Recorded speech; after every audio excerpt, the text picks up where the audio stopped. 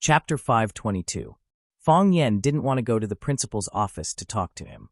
If it wasn't necessary, he didn't want others to know that he had a close relationship with the principal. With his current status and achievements, he really didn't need this kind of thing to make himself look good. He received a call from Zhong Dei on his way to work. Zhong Dei asked him to come to his office for a chat. He had just started work in the morning, and Zhong Dei looked very busy. After making a few calls, he put down the phone and explained to Fong Yen, "It's been so many days since school started, and there are still people who want to send their children to our school. Some of them are rejected directly, and some of them can't be rejected directly, so I have to make a phone call to explain. In the past, everyone called me Zhong De Pao. I said whatever I wanted and scolded whoever I wanted. Now that I'm at Rosefinch, I have to tuck my tail between my legs and behave myself." Fong Yen smiled and said, "A selfless heart is the greatest blessing in the world. Principal Zhong has a selfish heart now." "Yes, I have a selfish heart now." Zhong Dei nodded and sat opposite Fong Yen. He held the tea that his assistant had brought and said, "In the past, when I was in Ivy League, I had to compete with Rosefinch, Brown, and even with number 1 high school, number 2 high school, Huacheng High School, Huaxia Normal University High School, and other public schools. It's different now. Rosefinch is already the top private high school, and we don't have to compete with other private high schools anymore. Even compared to those public schools, our enrollment rate and the overall quality of our students are among the best. The more this is the case, the more careful I have to be, and the more I have to tuck my tail between my legs." Zhong Dei took a sip of tea and said, "I like the phrase 'dare to be the first in the world,' but I have to admit that the bird that stands out is more in line with our current situation. Our Rosefinch Secondary is the best private school in Huacheng, and we have the intention of expanding to the whole country. At this time, we have to be more careful. Principal Zhong, I'm sorry." Fong Yen smiled and said, "Who asked you to be so capable? I invited you here to suffer." Zhong Dei laughed heartily and said, "Fong Yen, your words prove that you have never wholeheartedly devoted yourself to your career. If he was doing something he dreamed of doing, how could he feel that it was hard? When you were a teacher at Rosefinch Secondary, you single-handedly promoted the reform of Rosefinch and even the entire Huacheng language system. You put in so much time and energy. Did you think it was hard at that time?" "I won't." Zhong Dei waved his hand and resolutely said, "I'm willing to do what I like, no matter how tiring it is. To be able to see the revival of education is the greatest hope of my life. So, not only do I not feel tired, I also want to thank you and old Zhang.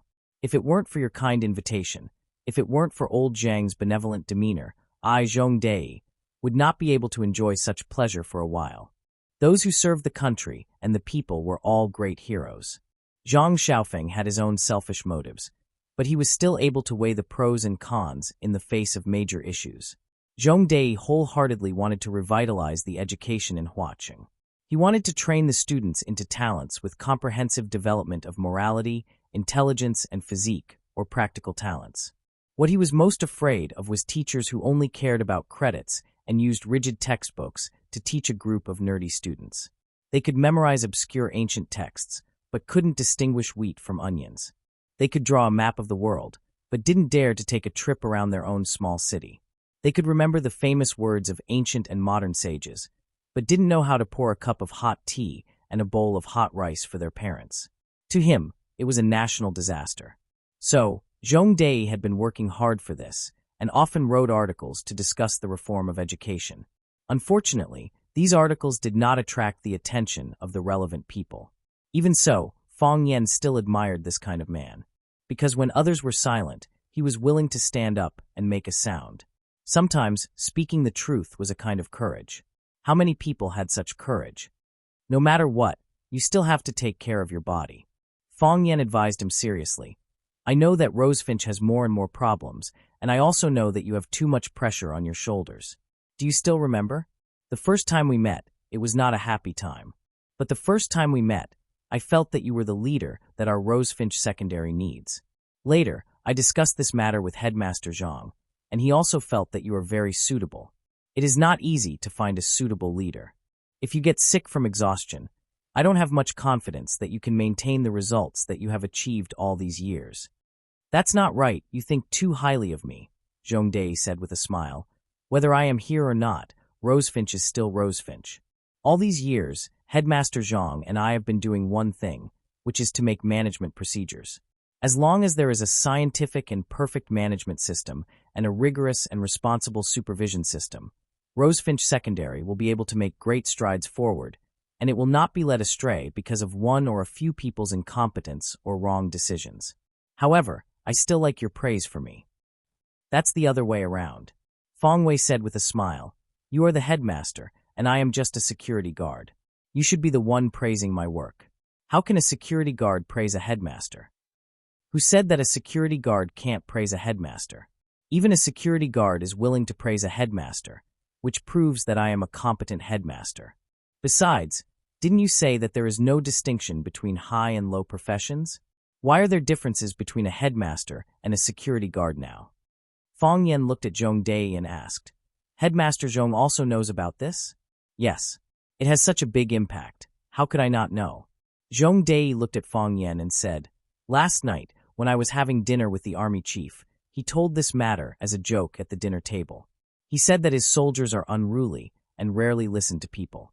I didn't expect that when it comes to our Rosefinch, they would be convinced by a small security guard. There are only a few people in the security office, and my first reaction was that it was you. I asked someone, and sure enough, it was you. Just a few jokes. I hope I didn't cause any trouble for the school, Feng Yan said with a smile. Zhong Dei looked at Feng Yan with burning eyes and said, Feng Yan, you are talented. You are also caring. Every word you said touched the bottom of my heart. I think that if anyone can understand me, you will understand best. We are comrades in arms, brothers with the same ideals and goals. Feng Yan, you really don't want to consider my suggestion. I know you can do a good job as a security guard, but you can do more things. If you are willing, I will give you the position of headmaster of Rosefinch Secondary. Here he goes again. This was not the first time they talked about this. Last time, Feng Yan had clearly refused. When Feng Yan received Zhong Dei's call, he had already guessed his purpose. Sure enough, his guess was getting more and more accurate. Zhong Dei once again put forward a suggestion to change his job. Feng Yan pondered for a moment, then looked at Zhong Dei and said, I want to take revenge. What? Zhong Dei was stunned and asked, Revenge? Yes. I want to take revenge, Feng Yan said with a smile. My father died so unjustly. I want to take revenge for him. Zhong Dei raised his eyebrows and said, Shouldn't this kind of thing be handled by the police? According to normal people's point of view, if someone in the family was injured or tragically injured, it should be reported to the police. What's the point of taking revenge? This matter needs to be handled by me, Feng Yan explained.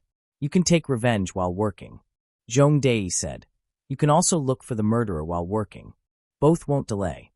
Zhong Dei thought that the revenge Feng Yan mentioned was to find a way to find evidence, so he made this suggestion. There is a beast hiding inside my body.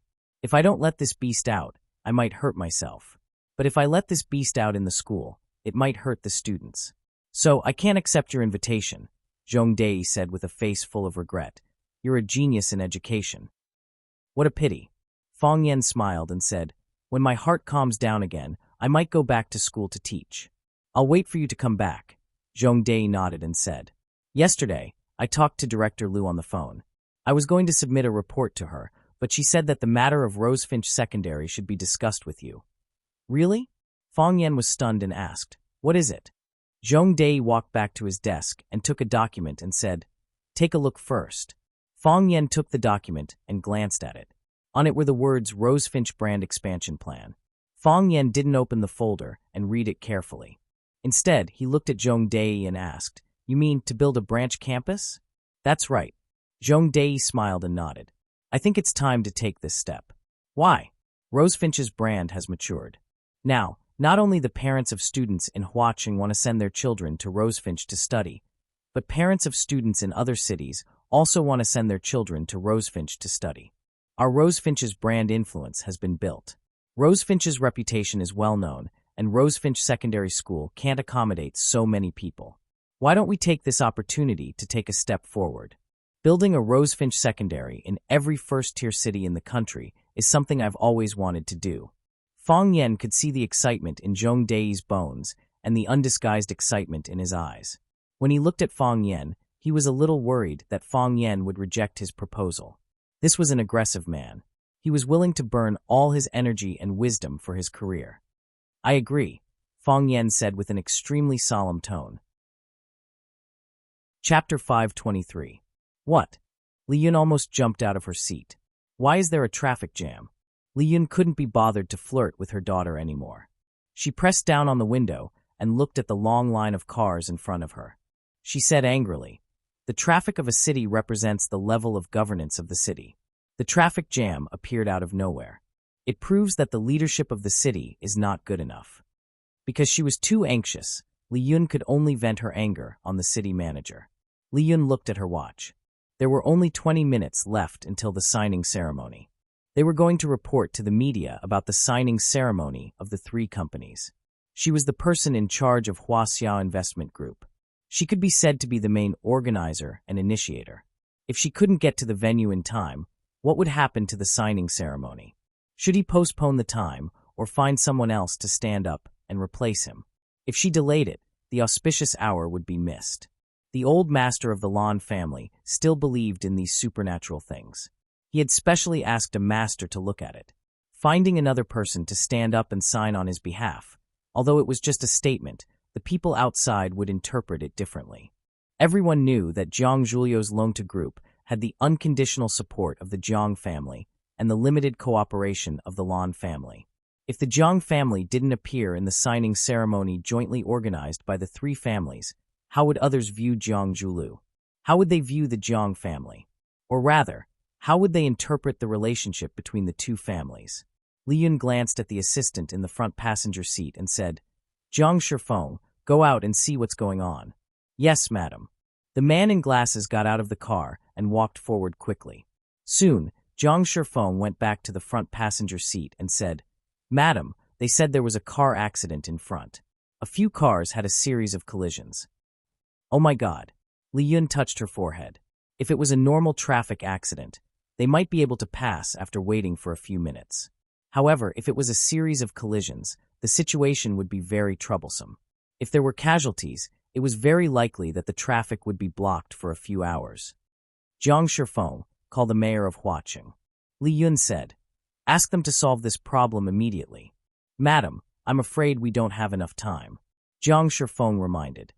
"Even if Mayor Zhang calls the traffic police to deal with it, we won't have enough time." "Are there any other routes?" Li Yun asked. "There's a subway line that can reach it," General Shifeng said. "Get out." Before Li Yun could finish her sentence, she was the first to open the door and jump out. Shangxin and Shifeng followed closely behind. They did not dare to let Li Yun squeeze into the subway alone. The suffocating and narrow space had increased by a few times.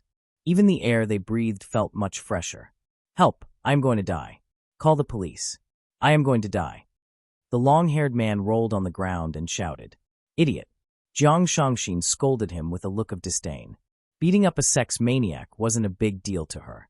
Jiang Shangxin guarded Shifeng by Li Yun's side and avoided the perverts who dared to touch his big boss. However, he had to take good care of his boss's daughter. He stared coldly at the long-haired man who was lying on the ground and took out his phone to make a call. They were only 3 stops away from the Longta building. They reached their destination very quickly. When they alighted, the long-haired man tried to stop them, but was pushed to the ground by Shifeng. When the long-haired man tried to get up again, 2 police officers ran over and caught him. Shifeng looked at the 2 police officers and said, "I don't have much time to explain. You can check the surveillance footage in the car, and you will know the situation. This is my name card. You can contact me anytime." After he finished speaking, he quickly chased after Li Yun and Jiang Shangxin, who were already in front of him. The long-haired man was dumbfounded. He looked at the 2 police officers and smiled. "Police officers, who did I offend? How would I know who you offended?"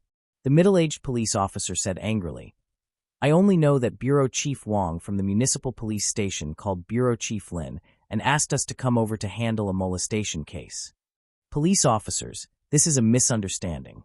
I didn't stand properly and touched the woman's breasts. I didn't do it on purpose. You know that such things can't be avoided in a car." Li Yun's phone rang again after they got out of the subway station. Li Yun took a look at the caller ID and answered the call immediately. She smiled and said, "Zhang Ling, what's the matter?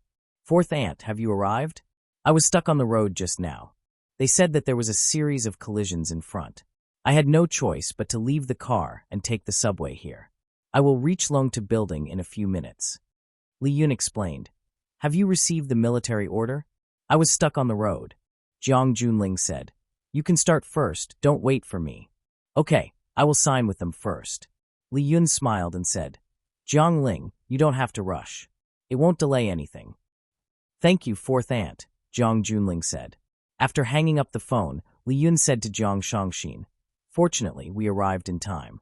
I wanted Jiang Junling to come forward and sign on our behalf.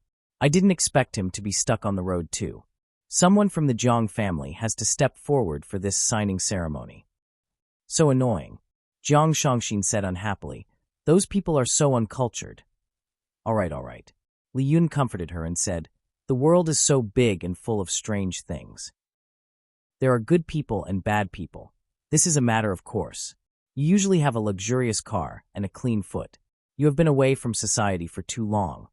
To many people, what you encountered today is not a problem at all.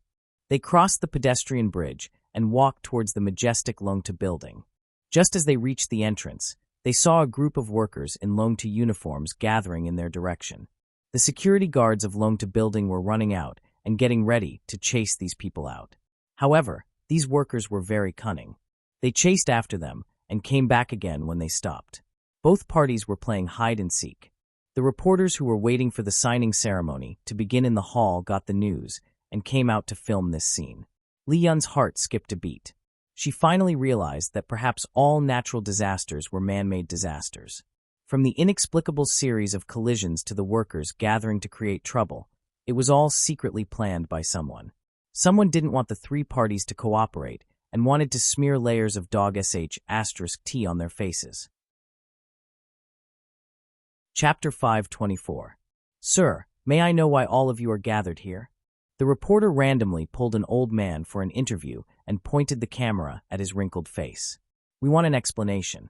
The old man said with a lisp, We are all workers from the Jiahua Electronics Factory. Jiahua Electronics Factory? The reporter was obviously stunned. He smiled and said, Sir, this is the Longtu building. Did you get the wrong place? We didn't get the wrong place. We are looking for Longtu Corporation. They were the ones who bought over the Jiahua Electronics Factory and used a fake contract to buy out all of us old workers. Not only did they kick us out of the factory, they also cut off our medical insurance. We are old now and can't work anymore. Furthermore, we are sick. When we went to the Jiahua Electronics Factory, the director said that he had nothing to do with this matter and that Longtu Corporation was responsible for taking care of us. Only then did we realize that Longtu Corporation had tricked us. How are we going to survive? Sir, did you bring the buyout contract from before? We brought it all. The old man took out a yellowed paper bag from his pocket.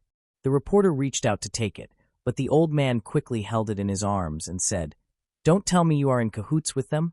I heard that there are many bad people among the reporters. Sir, we are not bad people.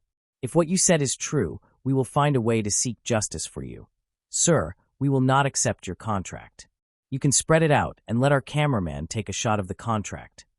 In this way, Li Yun's face was pale and her eyes were filled with anger as she walked toward the Longtu building. After Shangxin took a look at the contract from another worker, she quickly caught up with her mother, Li Yun, and said, The Jiang family's acquisition of the Jiahua Electronics Factory back then was indeed dishonest. However, one party was willing to take the hit, and the other party was willing to take the hit. Since they had signed the contract, they should have followed the contract. However, someone exposed them at this crucial point. It was obvious that they were trying to embarrass us. Fang Yan. Li Yun gritted her teeth and shouted this name. In Huacheng, only Fang Yan dared to go against them. Only he had the ability to trample on the faces of the Jiang clan and the Lan clan so ruthlessly under his feet. With Du Qing's help, Fang Yan was like a tiger that had grown wings. It could really be him. Jiang Shangxin chuckled and said, This guy never seems to be willing to lose out. After Jiang Junling plotted against them, he immediately gave us a show of strength. His power in Flower City is truly shocking. A single command is enough to make it difficult for us to move an inch. Hearing her daughter's words, Li Yun's heart sank even faster. He didn't go directly to the conference room where the signing ceremony would be held. Instead, he took the elevator to Jiang Julio's office. Jiang Julu came out and said with a serious expression, "Mom, did you see everything?" "Yes," Li Yun said expressionlessly. "Julu, what do you plan to do?" "I've already asked the group's legal department to negotiate with them." Jiang Julu invited the three of them to his office to rest.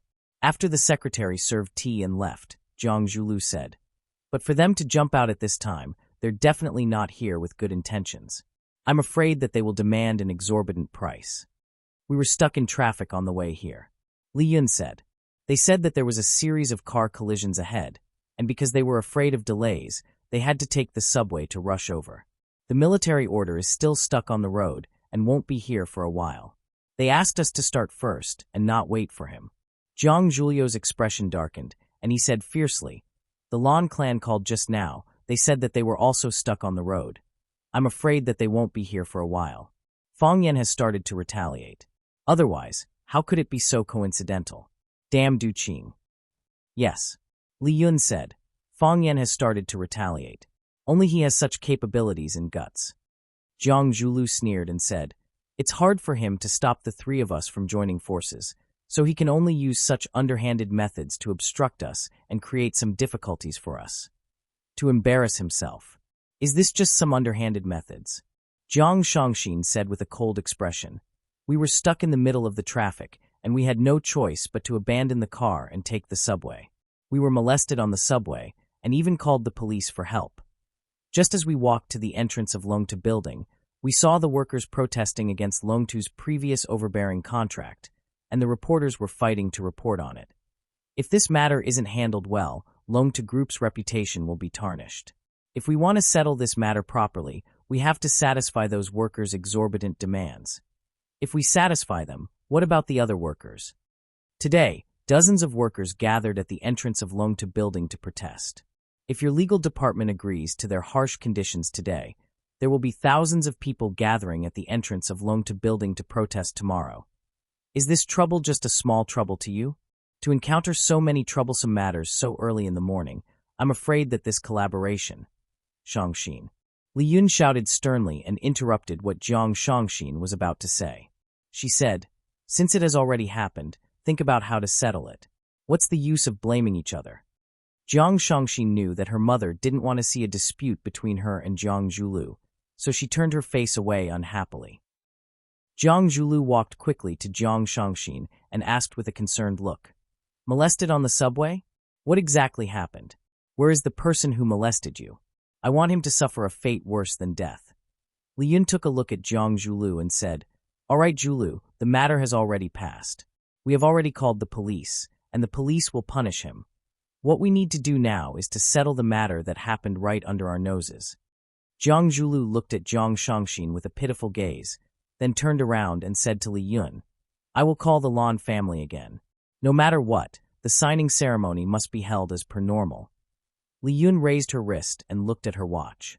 She said, "The previously confirmed time has already passed. Let's see when they will be able to rush over. Let's choose another time." Jiang Julu immediately called the Lan family's representative. Lan Ling informed him that they would need another half an hour to rush over, and he apologized repeatedly over the phone. Jiang Julu comforted Lan Ling, hung up the phone, and said to Li Yun, "Let's sign at 11:30. We are fine with it." Li Yun frowned and said, "Get the assistant to give each of the reporters a red packet. Make it bigger and say more nice things. Also, get someone to call the media leaders who came today and ask them not to report negative news about Longtu Group. Report more positive news." "I understand." Jiang Julu nodded and said, Fang Yan knew about the Longtu Group's misfortune, and he knew that this was Du Qing's doing. As a veteran local tyrant in Huaqing, it was very easy for him to make Zhang Junling and the rest suffer. It was too easy to cause a traffic jam. Once they knew the exact time of the signing ceremony, they could get their underlings to find out the route that the important figures of the Lan family would be driving on, and then create some trouble at key locations. These little tricks couldn't hurt anyone, but they were enough to disgust people. Furthermore, it made it hard for people to vent their anger and anger. Everyone would feel very uncomfortable if such an incident happened on such a joyous day. The real killer move was still the trouble caused by the employees of Jiahua Electronics Factory. No matter how Jiang Zhulu and the rest solved this problem, they would only be losers. If they compensated those troublemakers, what kind of compensation would be given to the other factories that were acquired and the existing workers? One had to know that Longtu had set up quite a number of contract traps for its expansion in the past few years. Those workers couldn't see it themselves, but Fong Yan and Du Qing didn't mind stepping up to be angels who took pleasure in helping others. If they refused to compensate those troublemakers, the overwhelming news from the media would make them infamous. The sharpest tool to kill wasn't the knife, but the brain. Of course, most people couldn't use the second tool well. When Fong Yan drove back, he kept feeling that a car was following him. He turned east, and the car followed him. He turned west, and the car followed him. Fong Yan drove towards the Pearl River area. After parking the car by the Pearl River, he went straight to a tea house by the river. Shui Wusha Tea House. Fong Yan chose a table near the window and ordered a pot of Dongting Biluakun tea. Not long after, a beautiful woman walked over, pulled out a chair, and sat opposite Fong Yan. The woman looked around and said with infinite grievance, "Aren't you supposed to treat me to a meal? I'm hungry, I can't drink tea. I promised someone that I would go back for a meal." Fong Yan said, "So I can only treat you to tea." "Lu Chaoga." The woman chuckled. "I heard that you're living a comfortable life in Huaqing. You're even playing the game of keeping a mistress?"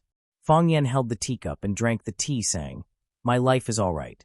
If you think I'm a mistress, I'm indeed being kept in a mistress house." The woman giggled, her delicate red lips exuding a fatal charm. She played with her slightly curly hair with one finger, looked at Fong Yan sitting opposite her, and said, "You really don't know your place. What kind of mistress are you? Lu Chaoga is the real mistress. You and Lu Chaoga flirting in Huaqing. Aren't you afraid that the Yi girl will be jealous?" Fong Yan thought about it, then said, "She won't be jealous." "Liar." The woman sneered. "In this world, there are only women who don't love you. Which woman won't be jealous?" Chapter 525. The girl's words weren't unreasonable. In this world, there were only women who didn't love you. How could there be a woman who wouldn't be jealous? If a woman loved you wholeheartedly, then she would want your body to be hers, your heart to be hers, your house to be hers, your car to be hers, the diamond ring to be yours, and your bank card to be hers. Based on Fong Yan's understanding of Yi Ro, although she always looked like a calm and indifferent fairy, she was actually a little petty deep down. Not only was she brutal and violent, she also liked to hold grudges. Most importantly, she would definitely take revenge. If she knew that he was living with Lu Chaoga, she would definitely be secretly angry. When the anger accumulated to a certain extent, it would turn into a powerful bomb and explode. Fong Huohuo would be beaten to death by her again. Moreover, Fong Yan knew that she definitely knew that he was living with Lu Chaoga, who asked him to have too many spies around him. Sometimes, Fong Yan would also reflect, Yi Ro had so many flaws, why did he agree to be her boyfriend? Even if she once hugged his thigh and begged him to be her boyfriend, he shouldn't have been soft-hearted and agreed. One's life was important, and he couldn't be careless. It wasn't like he didn't understand this principle. Too soft-hearted. This was Fong Yan's evaluation of himself. Fong Yan looked at the girl sitting opposite him gloomily and said, "Why did you come to Huaqing again?" "I came to see you." The girl said, "I was afraid that you weren't doing well, so I came to see. But after following you secretly for 2 days, I realized that you were doing better than I imagined. Since you see that I'm doing well, you should quickly go back." Fong Yan said, "Huaqing is in troubled times, don't get involved." "What? Is someone bullying you again?" The girl raised her eyebrows. Obviously, she didn't like to hear people bullying Fong Yan. "No." Fong Yan shook his head. "I'm bullying someone." "That's great." The woman almost jumped with joy. "Who is so lucky to be bullied by you? I like to bully people the most." "Fong Yan, let me help you bully people?" Seeing Fong Yan smiling bitterly without saying anything, the girl said with a displeased expression, "So stingy." It was rare to find a fun game. Wouldn't it be better for everyone to play together? "I'm bored to death." Fong Yan looked at the girl's beautiful face with a serious expression and said softly, "For you, everything is just a game?" The girl's face darkened. She held the teacup and lowered her head to drink. When she raised her head again, her playful and joyful expression returned. She said, "Fong Yan, are you still blaming me?" Blame me for not choosing you back then? Are you blaming me for not accepting your pursuit? Fong Yen was extremely angry and said, Do you know that there is a saying, young and ignorant, who didn't do a few stupid things when they were young? They thought that there were treasures in the ditch, that there was a dragon palace in the back mountain, that they jumped down from the top of a 3-story building with an umbrella, kicked their legs, and said that they knew Qigong. When they saw a woman with big breasts, they thought it was his first love. Fong Yen. The girl was so angry that the teacup in her hand creaked. It was as if the teacup made of porcelain could not bear the weight and could break at any time. Fong Yen drank his tea calmly, not caring about the girl's angry attitude at all. The girl was angry for a while, put the teacup in her hand on the table, crossed her fingers, and looked at Fong Yen with a smile. She said, Yi Ruru's breasts are not as big as mine, right? Puff. Fong Yen spat out the tea in his mouth and looked for a tissue to wipe his mouth in a panic. The girl looked at Fong Yan's embarrassment and giggled, as if she had gotten her revenge. Fong Yen wiped the water stains on the table and the corners of his mouth with a tissue. He stared at the girl angrily and said, And Xiao Xiao, can you be serious? We are talking about our first love. And Xiao Xiao was the name of Phoenix. Fong Yen liked to call her by this name when he was angry. Of course, most people called her Phoenix Girl. You were the one who didn't get serious first. The girl raised her nose slightly and said disdainfully, You were the one who said that when he saw a woman with big breasts, he thought it was his first love. But you still can't compare with Yi Ruru. Why can't I compare with her? The girl asked back, Isn't Yi Ruru a woman? Is she as big as my breasts? Fong Yen, how did you fall in love with Yi Ruru? Didn't you hate her the most in the past? The girl looked at Fong Yen sitting across from her and said, Do you still remember? Every time she beat you black and blue, she would tear off your arm and break your leg bones. Every time you fought with her, you would go to me to treat and bandage your wounds. You said you had never seen such a violent woman. You said she was the ugliest woman in the world. You also said that such a woman would never be able to get married. You said that even if you liked a pig, you wouldn't like Yi Ruru. Why don't you like a pig?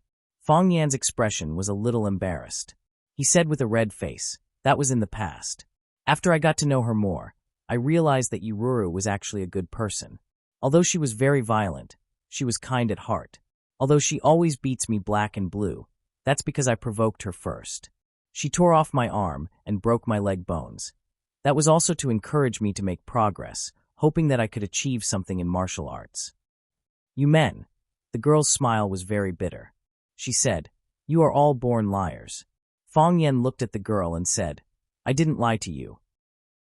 When I liked you, I really liked you. How could he not really like her? He tried to find reasons to meet her, racked his brains to please her, and his heart was bleeding when he saw her dating other boys. He thought about her when he ate, thought about her when he slept. The first thing he did when he opened his eyes was to ask her if she had a good sleep last night. The last thing he did before going to bed was to ask her to sleep early and not to stay up late. At that time, he liked her without any distractions. At that time, she was the sky and the whole world. When you don't like me, you really don't like me anymore, right? The girl asked. Fong Yen was silent. After a while, he looked at the girl and said with a smile, You and Bai Xiu, aren't you good? Fong Yen, do you like Bai Xiu? The girl asked. No. Fong Yen said straightforwardly, Who would like their rival in love? Pfft, the girl smiled charmingly. You're such a straightforward fellow. You wouldn't believe me even if I said I liked him, Fong Yen said with a smile.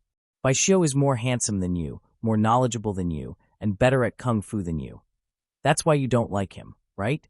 Yi Gentle is prettier than you, more elegant than you, and better at kung fu than you. That's why you said her breasts aren't as big as yours, right? Fong Yen and Xiao Xiao, the two glared at each other fiercely, neither willing to admit defeat.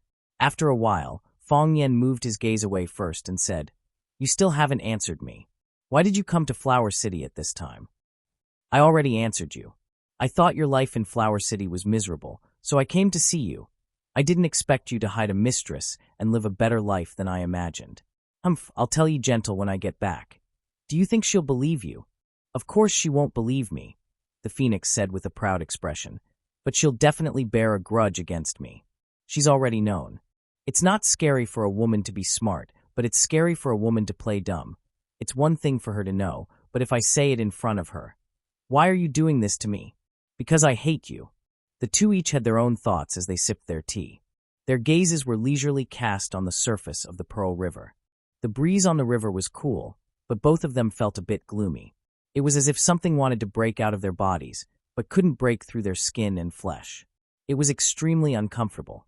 On the river, there were cruises full of tourists, as well as single-person ferries. They were the scenery for the customers, and the tea houses were also the scenery for them. At this time, Fong Yan's gaze met with a man's. It was a very strange pair of eyes. They were very gentle, but they contained a powerful force. Coming into contact with them was like being punched in the eye socket. His eyes were sore and swollen, and tears flowed down his face. Unleashing one's martial prowess was a madman. Fong Yan didn't like this feeling, so he looked for that pair of eyes again. He quickly found his target. It was a passenger on a canoe. The man wasn't tall, and he was slightly chubby. His hair was very short, so short that it was next to his scalp. He was wearing a set of brown sportswear, and he looked extremely inconspicuous at first glance. However, Fong Yan just happened to know that this person had the aura of a dragon and the aura of a tiger. He was extremely aggressive. Fong Yan shifted his gaze again, which surprised the man. His eyes were locked on Fong Yan, and he once again swept over with his dignity. To his surprise, the aura of a murderous aura was like a stone sinking into the sea, and it didn't cause any waves.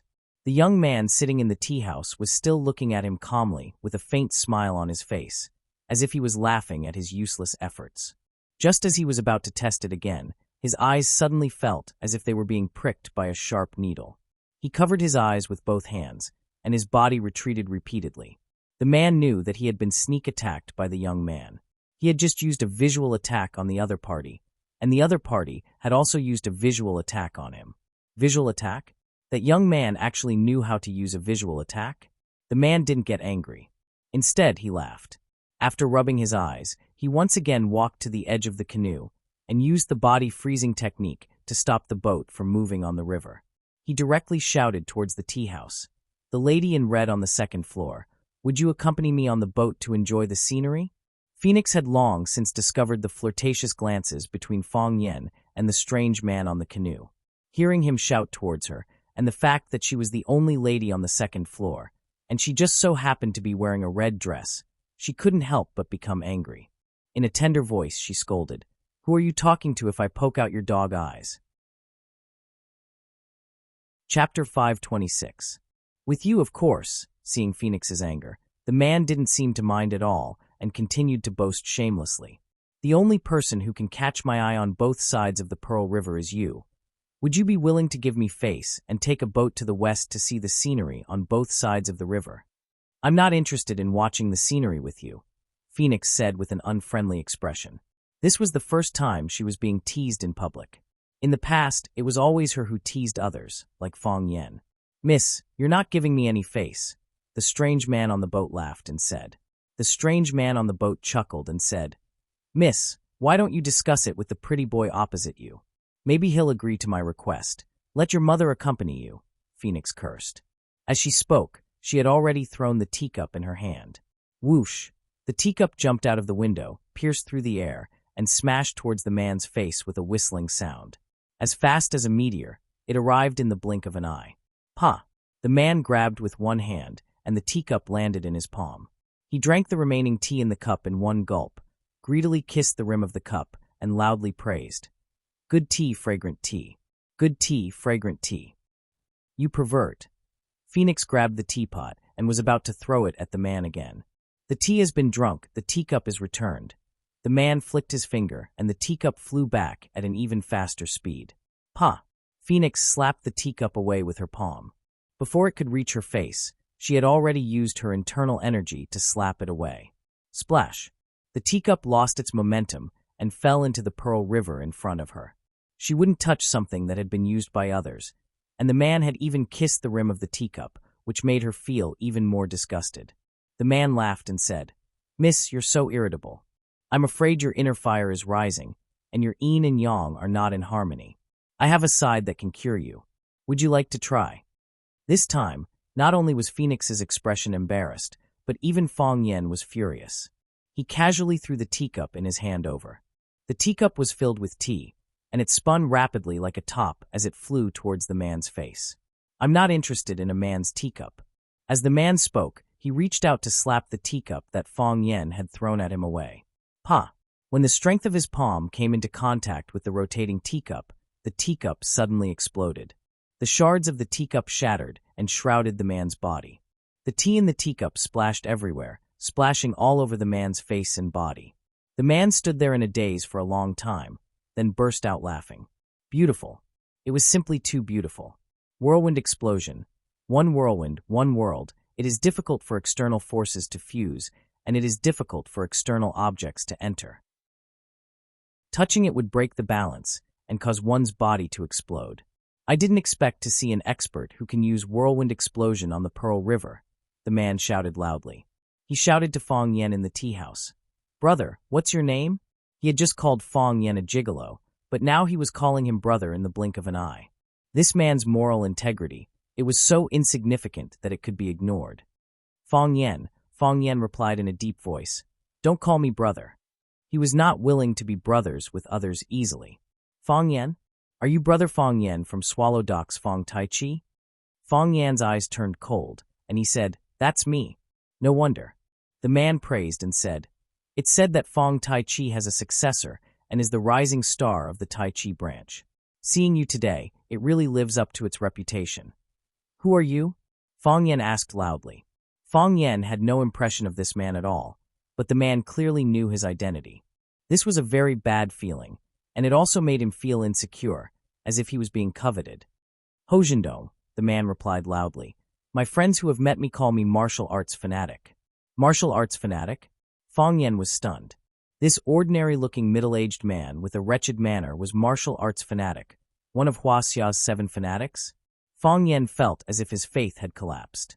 Music fanatic, who could make his Tai Chi heart resonate strongly and cause his clothes to explode, was a godlike character that he could never forget.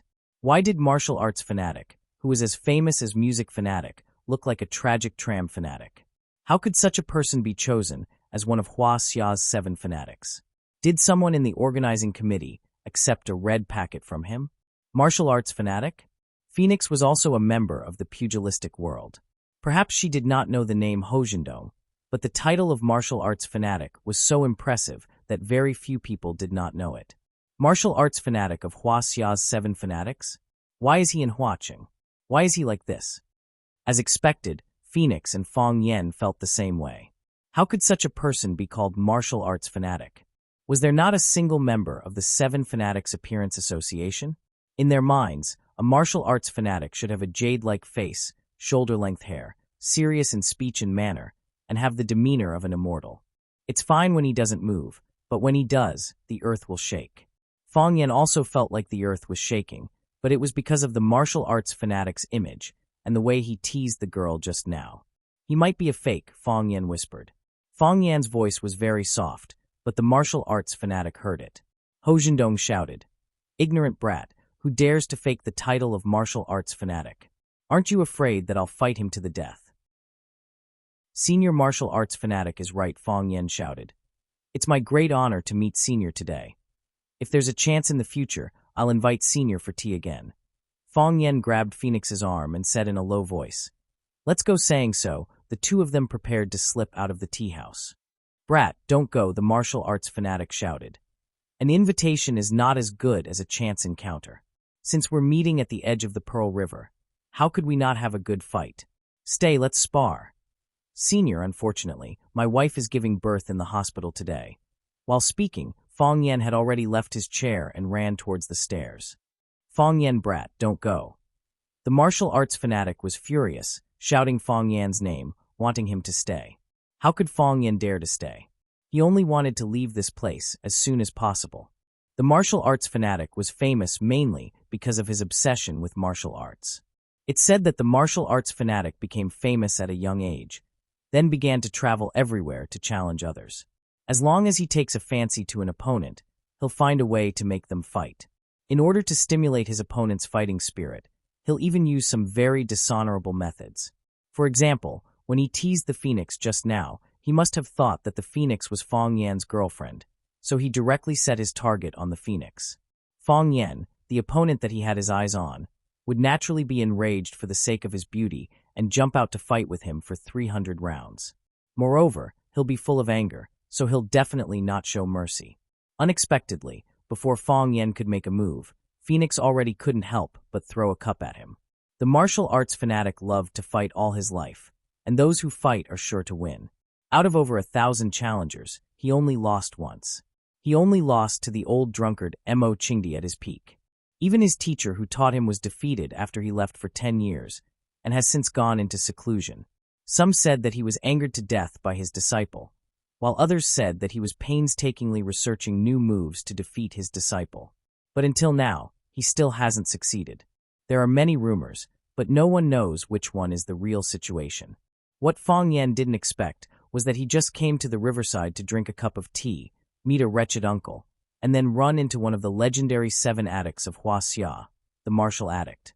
As long as it's an opponent that the martial addict takes a fancy to, he won't be able to avoid him. He'll always follow behind you and make all kinds of provocative moves. Now Fong Yen is running into such a person. Just as Fong Yen ran to the stairs, he heard a whistling sound behind him. Fong Yen didn't even turn his head and struck out with his palm. Crack! With a crisp sound, the wooden board was smashed into pieces by Fong Yen. The martial addict actually kicked out a wooden board, using it as a weapon to stop Fong Yen from leaving. At the same time, he kicked another 2 boards into the water, and with a leap, he stepped onto the wooden board. Pa, pa, pa. His toes touched the floating board, and he crossed the river, leaping up to the 2nd floor of the tea house. His movements were rapid, and his body was like a dragonfly skimming the water. At the same time that Fong Yen smashed the board, he had already rushed to where Fong Yen was sitting, and looked at Fong Yen mockingly, saying, "Little friend Fong Yen, are you really in such a hurry to leave?" Fong Yen and Phoenix had to stop. Fong Yen turned to look at the martial addict and said, "Senior Ho, why are you in such a hurry to go upstairs?" "Fight with me," the martial addict said. "I want you to fight with me. Since you know who I am, you should know that this is the only thing I want." "No problem," Fong Yen readily agreed. "Really?" The martial addict was overjoyed. "When and where?"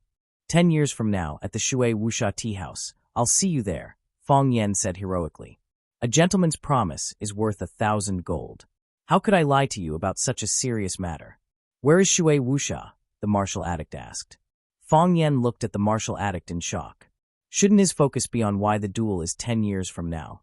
The martial addict finally thought of this and angrily said, "Ignorant brat, you've wronged me again. Why is it 10 years from now?"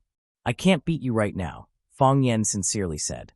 "You are the famous 7 addicts of Huaxia. I don't think I'm a match for you at all."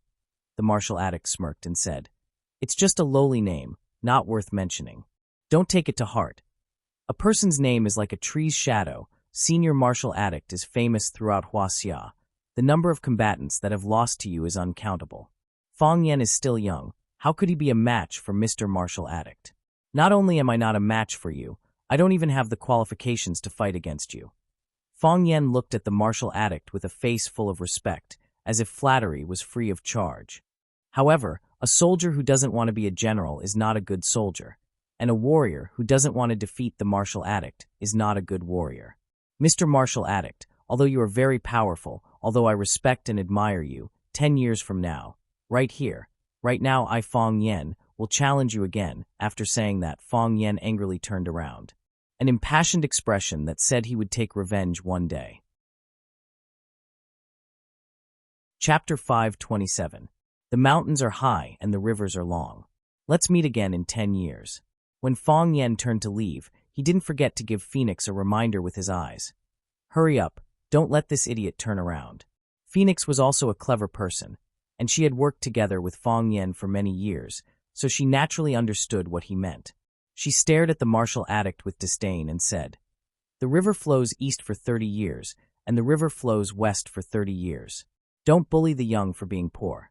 10 years later, Fong Yen will definitely get revenge here and defeat the martial addict. What a good young man. The martial addict thought in his heart. He was almost moved by this young man. Although he clearly knew his own strength and clearly recognized the gap between them, he didn't give up, nor was he depressed. He had a dream in his heart and was motivated to fight back. 10 years later, at this time and place, he would challenge himself again. Wait, why was it still 10 years later? Bastard. The martial addict was so angry that he slapped the wooden table, and the teacup on the table flew towards Fong Yan's back.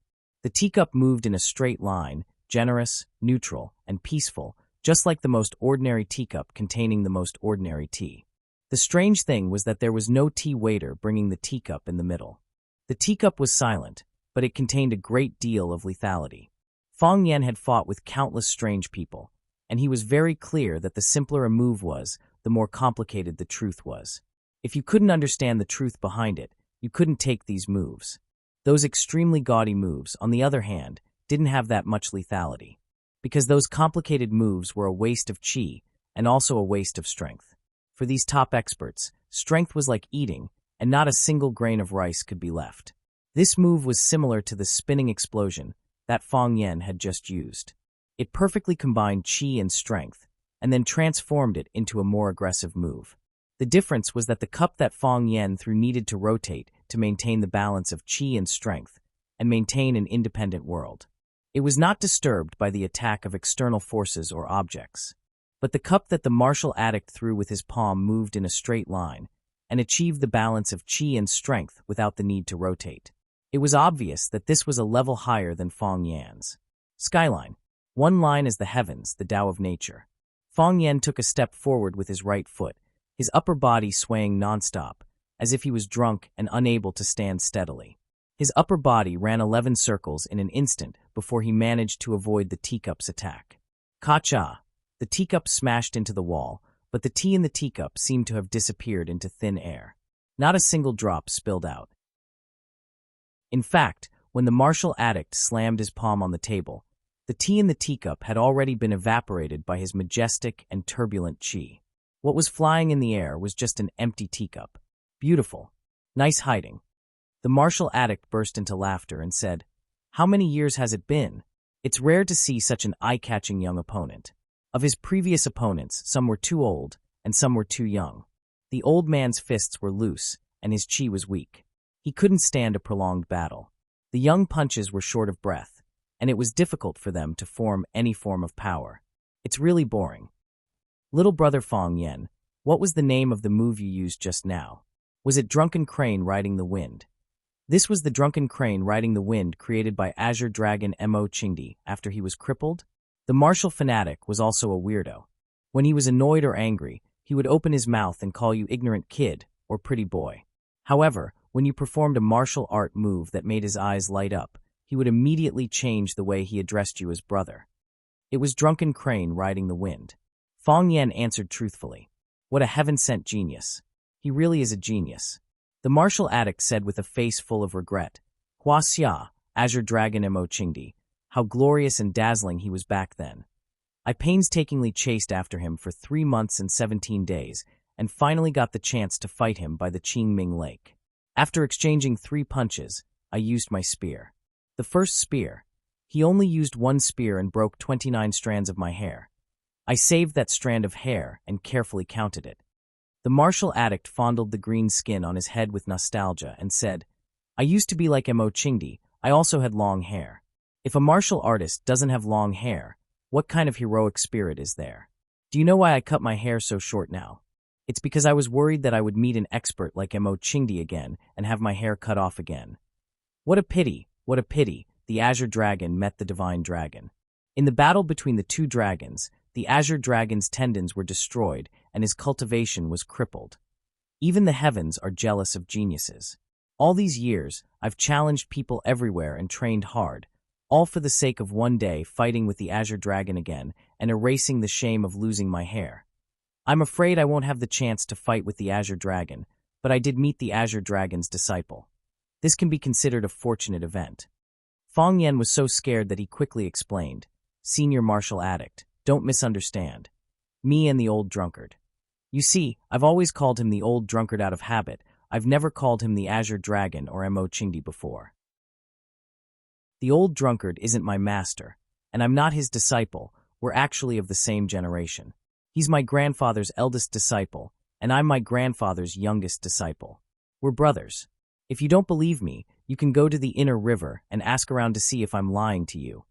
The martial addict laughed as he looked at Fong Yan, saying, You're such a slippery brat. If I wasn't careful, I would have fallen into your trap. You think I'll let you go just because you say you're not my disciple? I'm just a martial addict. It's not that I'm not clear-headed. Master and disciple, or fellow apprentice, as long as you learn Mo Chingdi's drunken crane rides the wind, and coincidentally use his technique to break my one-line heaven, then we'll have a good fight. Fong Yan helplessly looked at the martial addict, asking, Can't we not fight? No, I'll admit defeat, okay? You can't either, the martial addict said. If every opponent I challenge admits defeat, would there still be any fights in life? Would there still be any joy in living? This guy's a bastard, Fong Yan secretly thought to himself. How good would it be to be safe and painless? Why must I fight to the death with others? If I beat someone to death or cripple them, wouldn't I feel guilty and guilty? If I'm beaten to death or crippled, or worse, I might even be beaten to disfigurement, wouldn't that be a death grudge? Wouldn't my children and grandchildren have to think of ways to avenge me? I really don't want to fight against Senior Martial Addict, and I know I'm no match for Senior Martial Addict. Fong Yan hesitantly said. How about I just stand here and let Senior Martial Addict beat me up? If I want to spar, it won't be one-sided violence. That would be equally tasteless. The martial addict was also a bit hesitant, thought for a bit, then said, How about this? I'll give you a question. If you can solve it, I'll let you go, and we'll call it a day. Really? Fong Yan was secretly happy, then said, Don't give me a question from the 4 books and 5 classics, or the Book of Taoism. I'm not familiar with those. Of course not, the martial addict waved his hand and said, Martial artists naturally have to take a martial test. Who would do such a scholarly thing? The martial addict thought for a bit, then picked up a teacup from the table, picked up the teapot, and poured water into the teacup. When the teacup was full, the martial addict put the teacup in his palm, lightly flicked his finger, and the teacup flew towards Fong Yan. This time, it was flying in a whirling manner, or rather flying.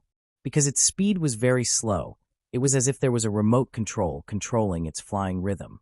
The teacup that was filled with tea stopped in front of Fong Yan, but it still maintained its spinning posture, like a living creature. Phoenix was shocked. Standing next to Fong Yan, she whispered, This old monster's inner energy is unfathomable. This fairy flower offering move is very difficult to perform unless you've mastered Qigong. You must be careful. The martial addict was a fairy, the spinning teacup in front of Fong Yan's chest, and the tea in the teacup that didn't move or even ripple was the flower offered by the fairy. This flower wouldn't bring fragrance to people, but it could take away people's lives. Therefore, this flower was also called the Yama flower. Fong Yan was silent, as if he didn't hear what Phoenix said, his eyes staring at the spinning teacup in front of him. His legs trembled lightly, and his body swayed once again. Sometimes fast, sometimes slow, as if someone was constantly attacking him. It wasn't someone else attacking him, it was this Yama flower that kept attacking him. The Yama flower was a barrier that the martial addict had poured a huge amount of strength into, and it was skillfully cast by him. It catered to the direction of the wind, fused with the airflow, and guided by the power of nature, and maintained its spinning state. Once the direction of the wind changed, the airflow increased, or it was attacked by an external force, it would explode. The martial addict laughed as he looked at Fong Yan and said, Fong Yan, you brat, as long as you can pick all of this flower and the water doesn't ripple, you'll pass today's question. Shameless. Phoenix's temperament was extremely elegant, and she cursed. When picking the flower, of course it would touch the cup, and when touching the cup, how could the water not ripple? You're purposely making things difficult for us. Ah ha ha ha. The martial addict laughed and said, Little girl is right, I'm indeed making things difficult for you. Not only that. While the martial addict was still talking, his figure suddenly disappeared. A shadow flashed, and when he reappeared, he was already clutching Phoenix's neck. In order to add a bit of entertainment, we should add a bit more stakes to this match. If he can't solve this question, I'll break your neck. Wouldn't that be a lot more fun? Phoenix's face turned purplish red, reaching out to pull the martial addict's hand away. But the martial addict didn't budge at all. His fingers exerted a bit of force, and all of her strength was drained away. Fong Yan brat, don't disappoint me, the martial addict smirked and said, Pick this Yama flower, or watch her die. Dash. Chapter 528. Crazy because of love, crazy because of love. In order to force others to spar with him, he did not hesitate to kidnap a hostage, something that did not match his identity at all. This kind of martial fanatic, one of the 7 fanatics of Huaxia, was truly shameful. Phoenix's pretty little face turned purplish red. Her body was powerless and stopped struggling, as if she had resigned herself to being controlled by the martial fanatic to threaten Fong Yan. She came from a wealthy family. When had she ever suffered such grievances? When had she ever suffered such torment? Her eyes fiercely and angrily glared at the martial fanatic. She did not shrink back because her life was in the hands of others. Her mouth could not speak, but her eyes had already expressed all of her emotions. "Little girl, don't be angry with me." The martial fanatic looked at Phoenix with a smile and said, "I am doing this for the good of your little lover. If he can break this fairy flower offering, his cultivation will once again advance. At that time, you will also benefit. At that time, you will thank me, this old monster." Phoenix had just cursed the martial fanatic for being an old monster in a low voice. It turned out that the martial fanatic had already heard it. Now that he threw it back at Phoenix, Phoenix did not even have the chance to defend herself. Who told her to have her throat grabbed? The martial fanatic made his move, and Phoenix was captured. All of these things happened in the time it takes for a normal person to blink their eyes. Fong Yan turned a deaf ear to everything around him, as if he did not notice that Phoenix was in danger. His body was still swaying back and forth, left and right in an irregular manner. The heart of Tai Chi naturally rotated, and the Tai Chi domain fully unfolded. When the flower of the fairy flower offering appeared in front of Fong Yan as a more intuitive red line, Fong Yan could clearly see the picture of the rotating cup. The rotating cup was a straight line, but because the speed of the rotation was too fast, it looked as if those lines were in a completely still state. Not only was the cup rotating, but even the tea inside the cup, which did not look like there was a single ripple, was also rotating. The lines of the tea were dynamic and looked like undulating waves. Then, here came the problem. The problem set by the martial addict was to make Fong Yan keep the water still while picking the yama flower. The tea itself was rippling. When one's hand touched the edge of the cup or the body of the cup, it would only ripple more violently. How could one keep it still? It goes against the laws of physics. However, if he couldn't do that, how could he distinguish the difference between top-notch experts and ordinary people? If they couldn't go against the principles of martial arts, how could those martial gods and martial fanatics happily pretend to be pretentious? Fong Yan was now faced with such a difficult problem. Fong Yan stared at the spinning teacup without blinking, his fingers itching to move. He wanted to reach out and catch the teacup several times, but he resisted the urge to do so. He knew that the time was not right. If he dared to make a move, this ordinary teacup might turn into a powerful bomb. The pieces of the cup would turn into sharp daggers, and even the tea inside the cup would become indestructible steel nails. It was just like the spinning explosion that Fong Yan had just used on the martial addict. The difference was that this fairy flower was more lethal. Wonderful. Fong Yan had to praise the martial addict's skills in his heart. Just like the same writers, some of them wrote extravagant articles that made people salivate and smell fragrant, such as Love of Lotus, Epigraph of My Shack, and Peach Blossom Spring. Some of them wrote dull and boring articles, such as The Genius Doctor and King of Fire. In the eyes of Fong Yan, the martial addict's fairy flower was equivalent to those famous works written by great masters. It was calm on the outside and dangerous on the inside, and it was well-rounded and well-balanced. The strength was balanced, and the chi was used exquisitely. A little more would be too heavy, and a little less would be too light. Compared with his spinning explosion, it was like the difference between the Genius Doctor and Peach Blossom Spring. Fong Yan was fascinated, not only to solve the problem, but also to appreciate the unique skill. Seeing Fong Yan's happy eyes and thoughtful expression, the martial addict's expression became strange. This kid is a little interesting. As time passed, the teacup in front of him was still spinning, and Fong Yan's body was still swaying like a drunken crane riding the wind. However, apart from a layer of fine sweat on his forehead, he did not make any move to solve the problem. Moreover, his eyes were getting brighter and brighter, and his expression was getting more and more excited. It was as if the rotating cup in front of him was a peerless treasure cup, and he only needed to stretch out his hand to grab it. Phoenix was confused, and there was a little annoyance in her heart. "This idiot, I'm being kidnapped, and you're still laughing like a fool like you've won the lottery. Is the first love not human? Does the first love not have human rights?" The smile on the martial addict's face froze, and his gaze on Fong Yen became more and more serious. This guy is stronger than I thought. Dong dong dong. The sound of heavy footsteps could be heard. The red-robed waitress quickly walked up the stairs and asked, "Sir, did you break something?" She looked at the spinning teacup in front of Fong Yen in surprise and forgot why she came upstairs. What's with that teacup? Is this a magic competition? Also, what's with that fatso strangling that beautiful girl's neck? As a dedicated tea house worker, shouldn't he call the police at this time? Phew. Fong Yen let out a deep breath. His body straightened, his feet stood still, and his upper body stopped shaking. Crack! The teacup in front of him stopped spinning, fell to the ground and shattered. Fong Yen looked at the martial addict and asked, "Senior martial addict, my friend and I, can we leave now?" The martial addict let go of Phoenix's neck, but his eyes were still staring at the shattered teacup on the ground. It was as if the teacup had shattered into a flower again. Fong Yen pulled Phoenix in front of him and asked with concern, "Are you okay?" Phoenix covered her neck, coughed a few times, then shook her head. "I'm fine." Her eyes looked at Fong Yen, then at the martial addict who had fallen into a trance, not understanding what happened between the two of them. "If there's nothing else." Fong Yen grabbed Phoenix's arm and said, "Let's go back." Phoenix nodded obediently, not even refusing Fong Yan's grip on her wrist. As the two of them walked down the stairs, Phoenix couldn't help but look back again.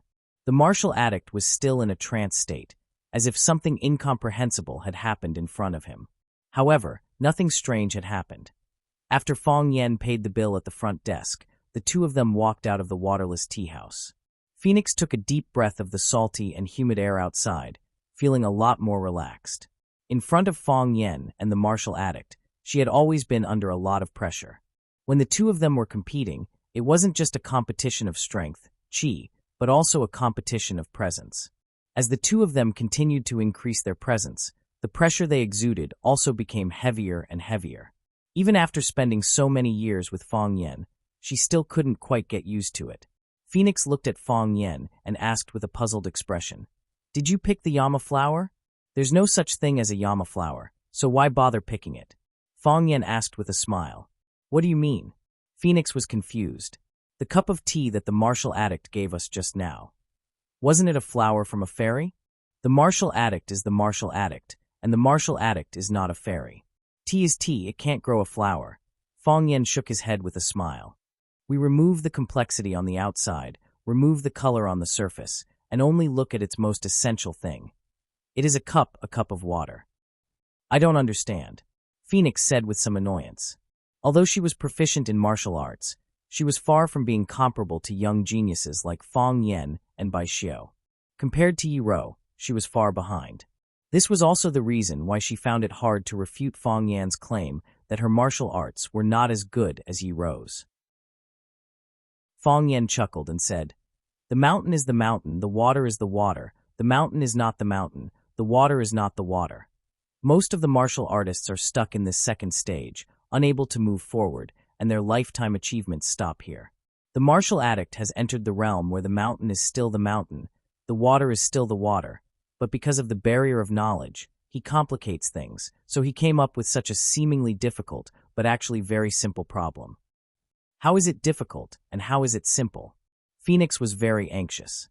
These two guys were talking in silence, and as a bystander, she was so anxious that her heart was itching. He set a trap in this question. The cup of water seems to be motionless, but in fact, it is flowing very fast, and the whirlpool is turbulent. As you said, as long as the hand touches the cup, it will inevitably cause the water to ripple.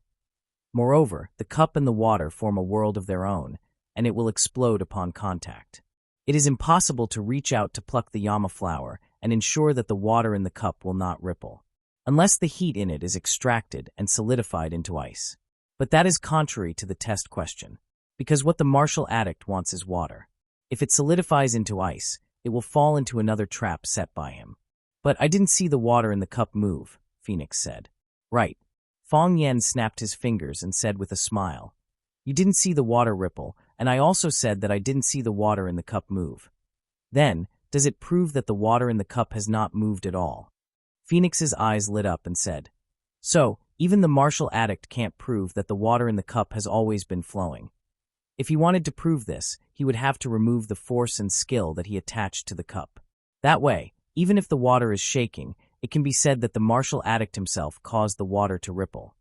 Fong Yen nodded and said, "Moreover, the cup continued to spin in front of me, not falling or breaking, and I used the drunken crane rides the wind to find its resonance frequency.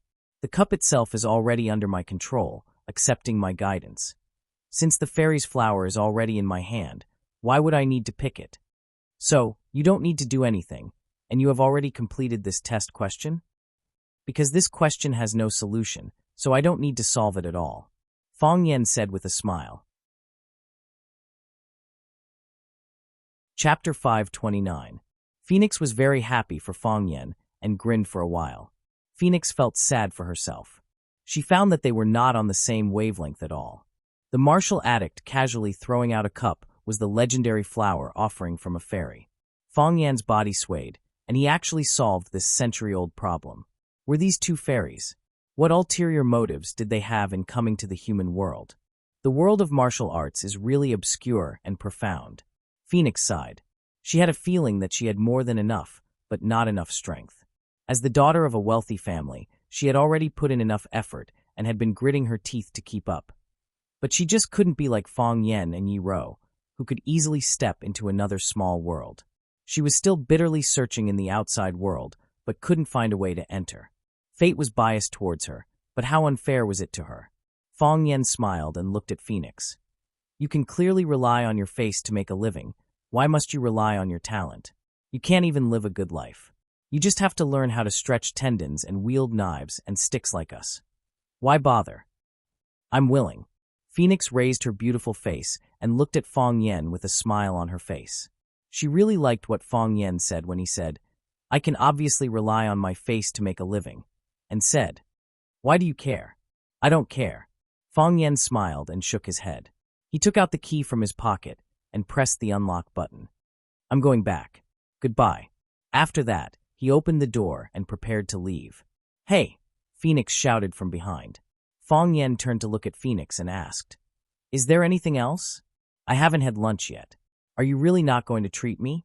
"I'm going back," Fong Yen said with a smile. "You should go back too. Huacheng doesn't suit you." Fong Yen waved his hand and slowly drove the BMW away. Looking at the gradually disappearing car, the smile on Phoenix's face froze. Her eyes were filled with sadness. She took out a pack of ladies' cigarettes from her pocket, took one out and put it in her mouth. She took a deep breath into her lungs and then gently exhaled. Not only did he not feel relaxed, but his heart felt even heavier. It was as if there was something pressing on his chest. "It would be great if it could be like smoking," the Phoenix said faintly. She did not leave. Instead, she turned around and returned to the tea house. Phoenix walked to the second floor again. The martial addict was still squatting in the same place, looking at the broken pieces of the teacup on the ground. The waitress in red looked at him with a puzzled expression. She missed the fact that he was a madman, but she felt that his madness was not too obvious. Phoenix patted the waitress on the shoulder, indicating that there was no need for her to stay. After the waiter left, Phoenix walked to the martial addict's side and squatted down. She didn't say anything and looked at the broken pieces of the cup. "Do you understand?" the martial addict asked. "I don't understand." Phoenix shook her head. "What about you? Understand?" "I understand now," the martial addict said excitedly. "Everyone in the world thinks that there are 3 realms in martial arts. A mountain is a mountain, a water is water. A mountain isn't a mountain, a water isn't water. A mountain is still a mountain, and a water is still water. But there's actually a 4th realm above these 3 realms. That was don't look. Don't look at the mountain, don't look at the water, sit and look at your heart. Whatever your heart thinks, that's what it thinks. Whatever your heart sees, that's what it sees. We always use our eyes, trying our best to see everything as clearly as possible. But that's not the case. The heart is the purest eye. Otherwise, why is there a phrase called mind's eye? Congratulations, the martial addict sincerely congratulated him. For these martial artists, every time they climb a mountain, it's the same as regaining a new life. The previous life doesn't die, it's just entering another stage. Some people only have one life in their entire lives, but some people are able to continuously train, continuously pursue, to experience the wind and moon, to experience the wind and dust, to reach the end. This kind of saying is a bit profound. The simple version is that when you don't have any money, you can only live the life of a beggar. This is your life, your life. But when you have $100 in your pocket, you can live $100 life. When you have 1,000,000 RMB in your bank card, you can live 1,000,000 RMB life. When you become the richest person in the world, you can live the life of the richest person in the world. No matter what social class or social circle, money has already divided people into different levels. You can choose not to accept it, but it really exists. The same principle applies. When Fong Yan obtained the heart of Tai Chi, he entered another world. He achieved a new self. Now the martial addict was standing at the door of a new world. He couldn't figure it out, so he continued to think. When he figured it out, the golden door suddenly collapsed, welcoming his arrival. "Thank you." The martial addict finally stood up, walked back to the window, and sat down, saying, "Little girl, come and have a cup of tea with me." The martial addict didn't refuse. She walked to the opposite side of the martial addict and sat down. She took the initiative to wash the cup, poured a cup of warm tea, and brought it over. The martial addict drank the tea in the cup, looked at the phoenix and asked, "You don't want to? Why would I not want to? If you are willing, you won't come back." The martial addict smiled and said, "The writer is not willing, so he will rewrite the story he has written. The painter is not willing, so he will tear up the work he has painted and redraw it. The martial artist is not willing, so he will practice the fist technique he has written before again. The woman is not willing, so she will want to choose again." The phoenix laughed and said, "You are not a martial addict, you are a love addict. When you love something to the extreme, you will become a love addict." The martial addict said calmly, "You can see my love, and I can see your love." "Can he see it?" the phoenix asked. "He pretends not to see it." The martial addict said. The atmosphere in the meeting room was very heavy. No one spoke, and everyone held their teacups and drank tea, as if drinking tea was the most important thing in the world. Jiang Shangxin lifted her head and scanned everyone's faces, but accidentally met with Jiang Junling's gaze. It was too late for Jiang Shangxin to avoid it. Just as she was about to say something to liven up the atmosphere, the corners of General Ling's lips curled up into a smile. He looked at Jiang Shangxin and said, "Shangxin, do you think that I'm in a pathetic state? Sorry state? How is that possible?" Jiang Shangxin smiled and shook her head. "Brother is still the most handsome and brilliant brother in my heart. Yes, I am in a sorry state." Jiang Junling sighed and said, "The appearance this time was not glorious. They wanted to create some trouble for us, and it was really hard for us to avoid it. With the help of Du Qing, the local tyrant who has been in Huaqing for many years, Fong Yan is like a tiger that has grown wings. It's not just disgraceful. We have been slapped in the face," Lan Ling said with a gloomy face. He left the house at 9:20 a.m. to attend the signing ceremony. It should have taken him only 30 minutes, but he took 2.5 hours to get there. By the time he arrived at the meeting, the auspicious time chosen by the old master had already passed, and the meeting could only be postponed. What was even more embarrassing was that they were holding a meeting inside to announce to the media that they would invest heavily in Longta Group. They were extremely confident in the future performance and the market of Longta Group, but there was a group of workers making a ruckus outside. Even though they had given the reporters a lot of money and greeted the leaders of the various newspapers, did they really think that the dirty work had been cleaned up? The secretary knocked on the door and walked in. He looked at Zhang Zhulu with a serious expression and said, "Boss, there is already news of the workers making a ruckus online." "Which company released it?" Zhang Zhulu asked fiercely. "Huaqing News Network." The secretary answered, "Let the Public Relations Department be in charge of this matter and get them to delete the post. I will not allow any news that is unfavorable to us to appear on the internet." Zhang Zhulu seemed to be in a bad mood. His tone was very harsh, and he was suppressing his anger. "Forget it." Jiang Junling waved his hand and said with a smile, "Zhulu, since they have created such a huge ruckus, how could they not have a backup plan? We can bribe some reporters, but we can't bribe all of them. Some of the media will give us face, but not all of them. If we don't let them release it, they will release it themselves. It can't be stopped. If we don't do something, I'm afraid that there will be reports about this matter everywhere, and our activities today will become a scandal." Jiang Zhulio's expression softened a little as he said, "The Jiang family and the Lan family invested heavily in Longtu, but we didn't solve the problem of the old employees' insurance. Isn't this pushing us, Longtu, to the opposite side of the people? Since we can't stop it, then let's do it properly.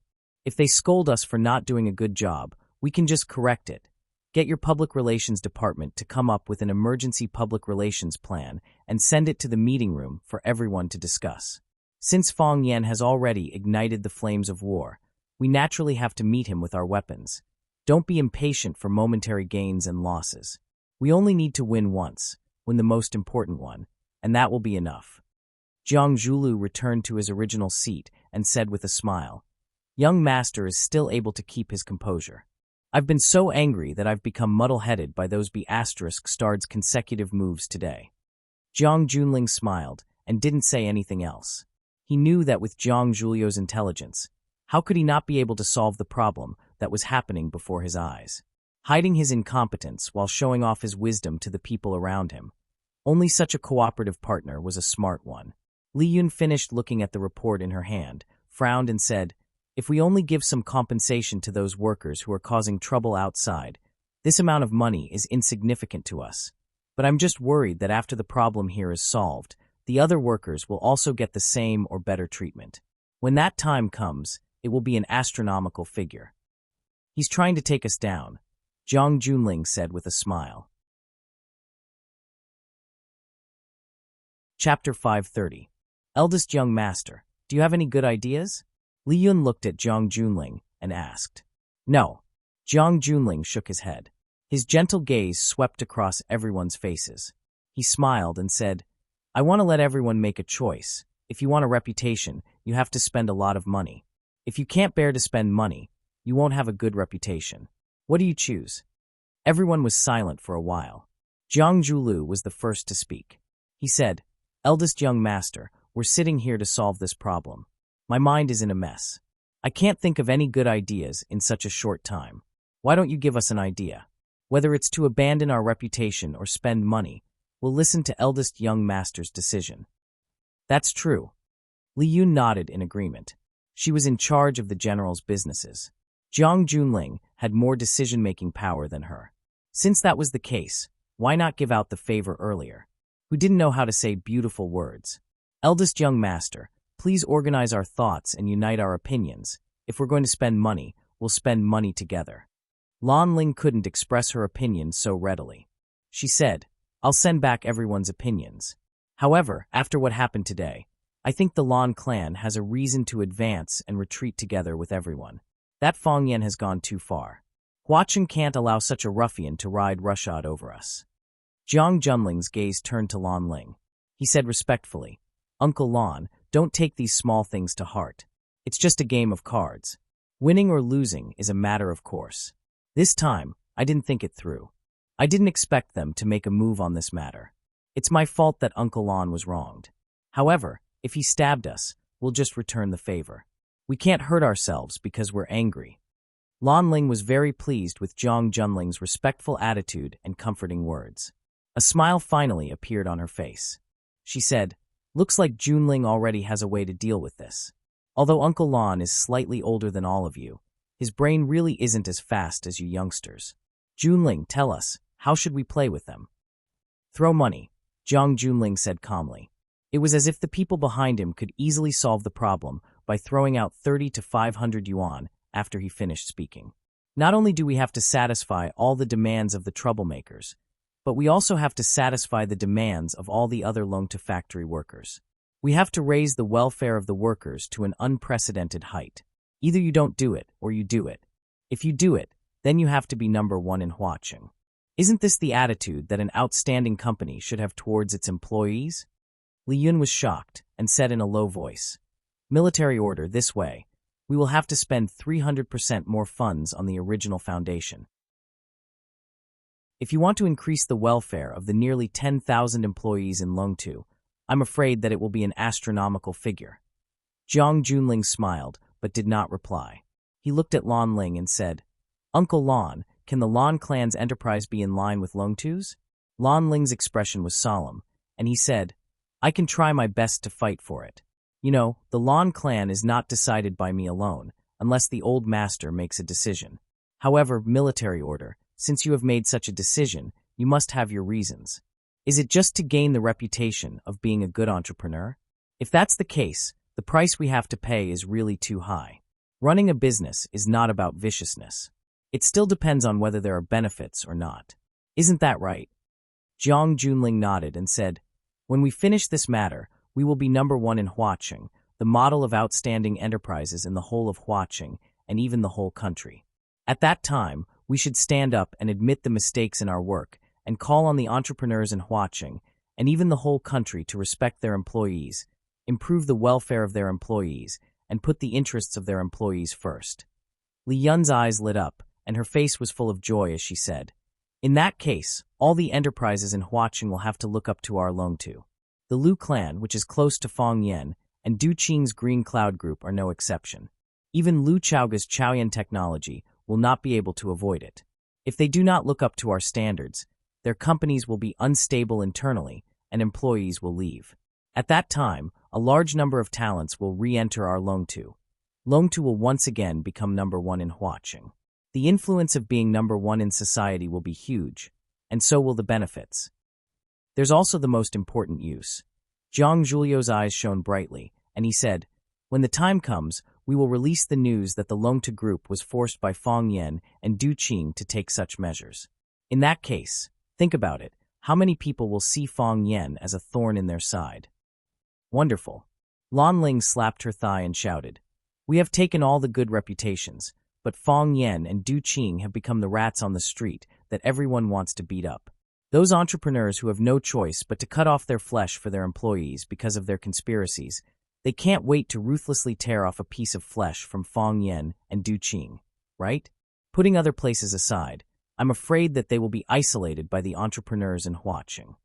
"Wonderful. This move is really too wonderful for words." The saying that a child should be like Jiang Junling is indeed true. He easily and calmly solved the problem of their killer move, and even conveniently stabbed them in the heart. In this case, the money spent was worth it. No, it's worth it. It's worth it. I can guarantee you right now that the Lan clan will throw away this sum of money."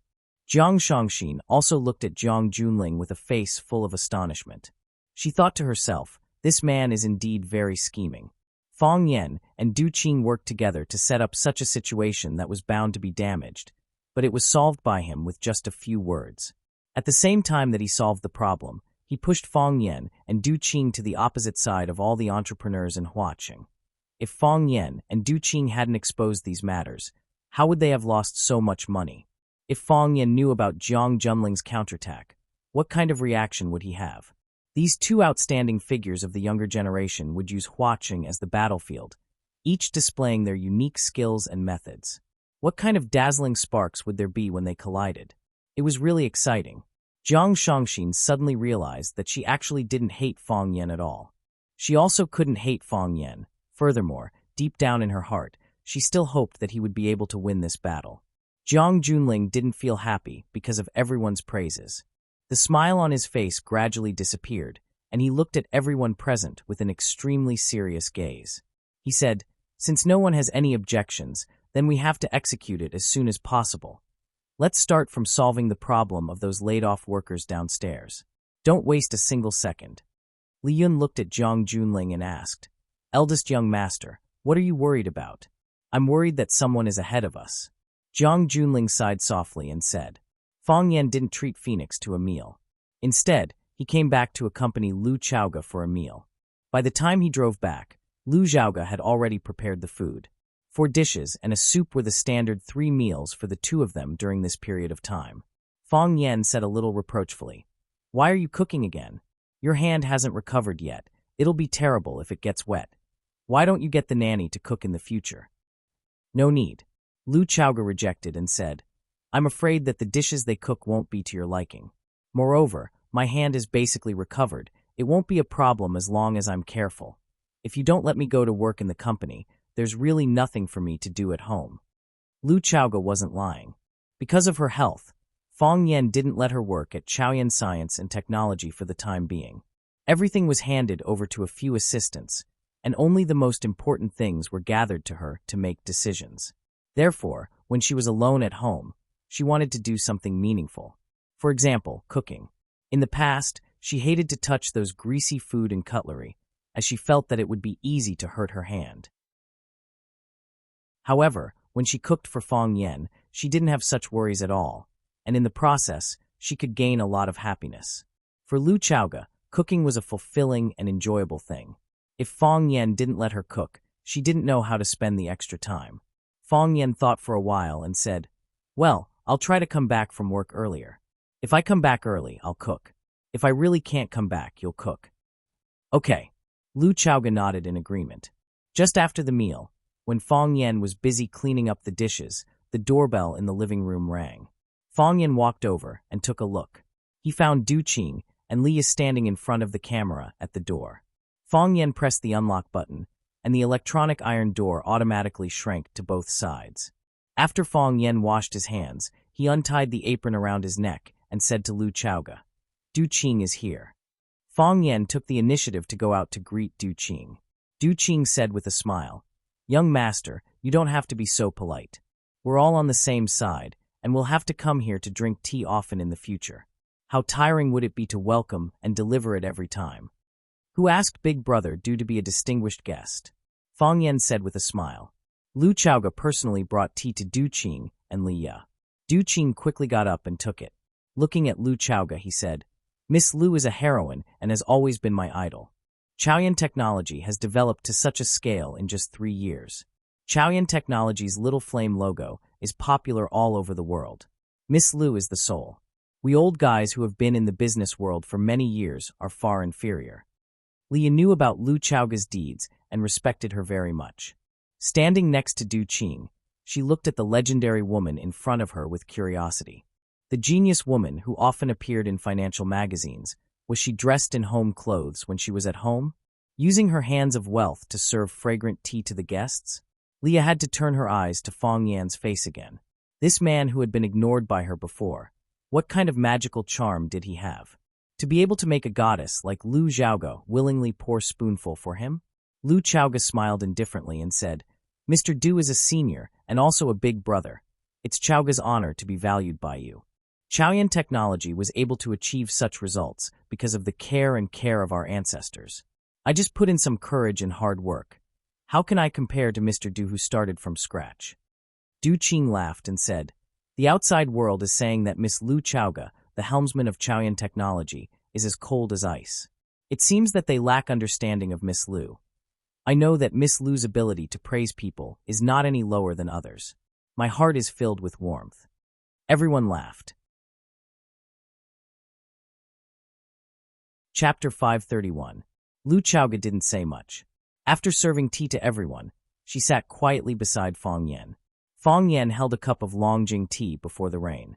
He didn't taste it carefully, but he carefully stroked the glass teacup with his palm. He looked at Du Qing, who was sitting opposite him, and said, "I heard that the roads in Huaqing aren't easy to drive on right now, and there's a lot of traffic jams." "Yes." Du Qing nodded in agreement and said, "Huaqing is an international metropolis. There are more and more people and more cars. When it's rush hour, cars move slower than turtles. In the past, we used to call cars a tortoise cover, but at that time, cars moved very fast. Look at it now. Isn't it a tortoise cover? Buying cars is for the convenience of people's lives. But as more people buy cars, life becomes more and more inconvenient. Take what happened today as an example. There's a very important person in Huaqing who's going to attend a very important meeting. Originally, the assistant had already planned the time. They would leave at 9:30 a.m. to attend the ribbon-cutting ceremony at 10:30 a.m. Isn't an hour more than enough to travel?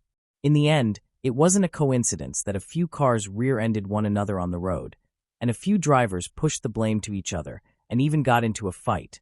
As a result, that important person's ribbon-cutting ceremony at 10:30 a.m. was dragged to 11:30 a.m.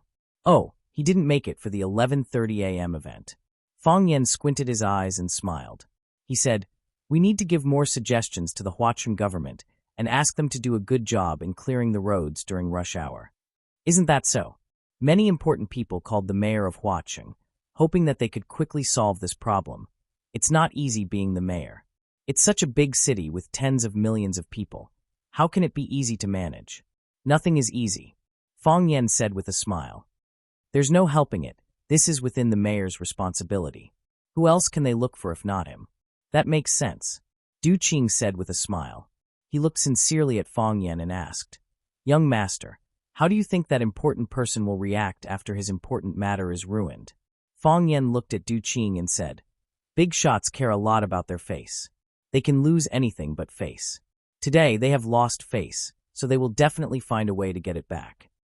In what ways do you think they will regain their face? Du Qing asked. Get up from where you fell. Fong Yan replied, The trouble caused by the workers in the electronics factory is a trap that someone dug for them. It's not easy to solve this problem. Or, they would throw money at the troublemakers. Not only did they want to convince the retired workers, but they also wanted to make the workers who hadn't stood up for the time being satisfied. They had just settled down, but the other side felt that the treatment wasn't good and jumped out to cause trouble again. Turning all his hard work into a joke is not his style. Are they really willing to pay such a huge price? Leah asked in disbelief. She and her uncle Du Qing came to look for Fong Yan to solve this problem. They had already discussed the answer to this question in the office. Either Jiang Junling and the rest chose to deal with this matter coldly and satisfy some of the troublemakers' interests. They would first shut their mouths, then use the other part of the interest to keep them in suspense so that they wouldn't stand on the opposite side and attack Longtu. However, this way of dealing with it was too conservative and petty. Especially at this critical moment when the whole city's media was paying attention to this matter, it was even less convincing for them to do so. Then, there was another possibility, which was to throw money at them. They would follow the method that Fong Yan suggested, which was to smash the troublemakers and those who might be dissatisfied. However, she and her uncle had done a rough calculation. With the current size of the Longtu group, this would be an astronomical figure. In order to win people's hearts, would Jiang Junling and Jiang Zhulu do such a crazy thing?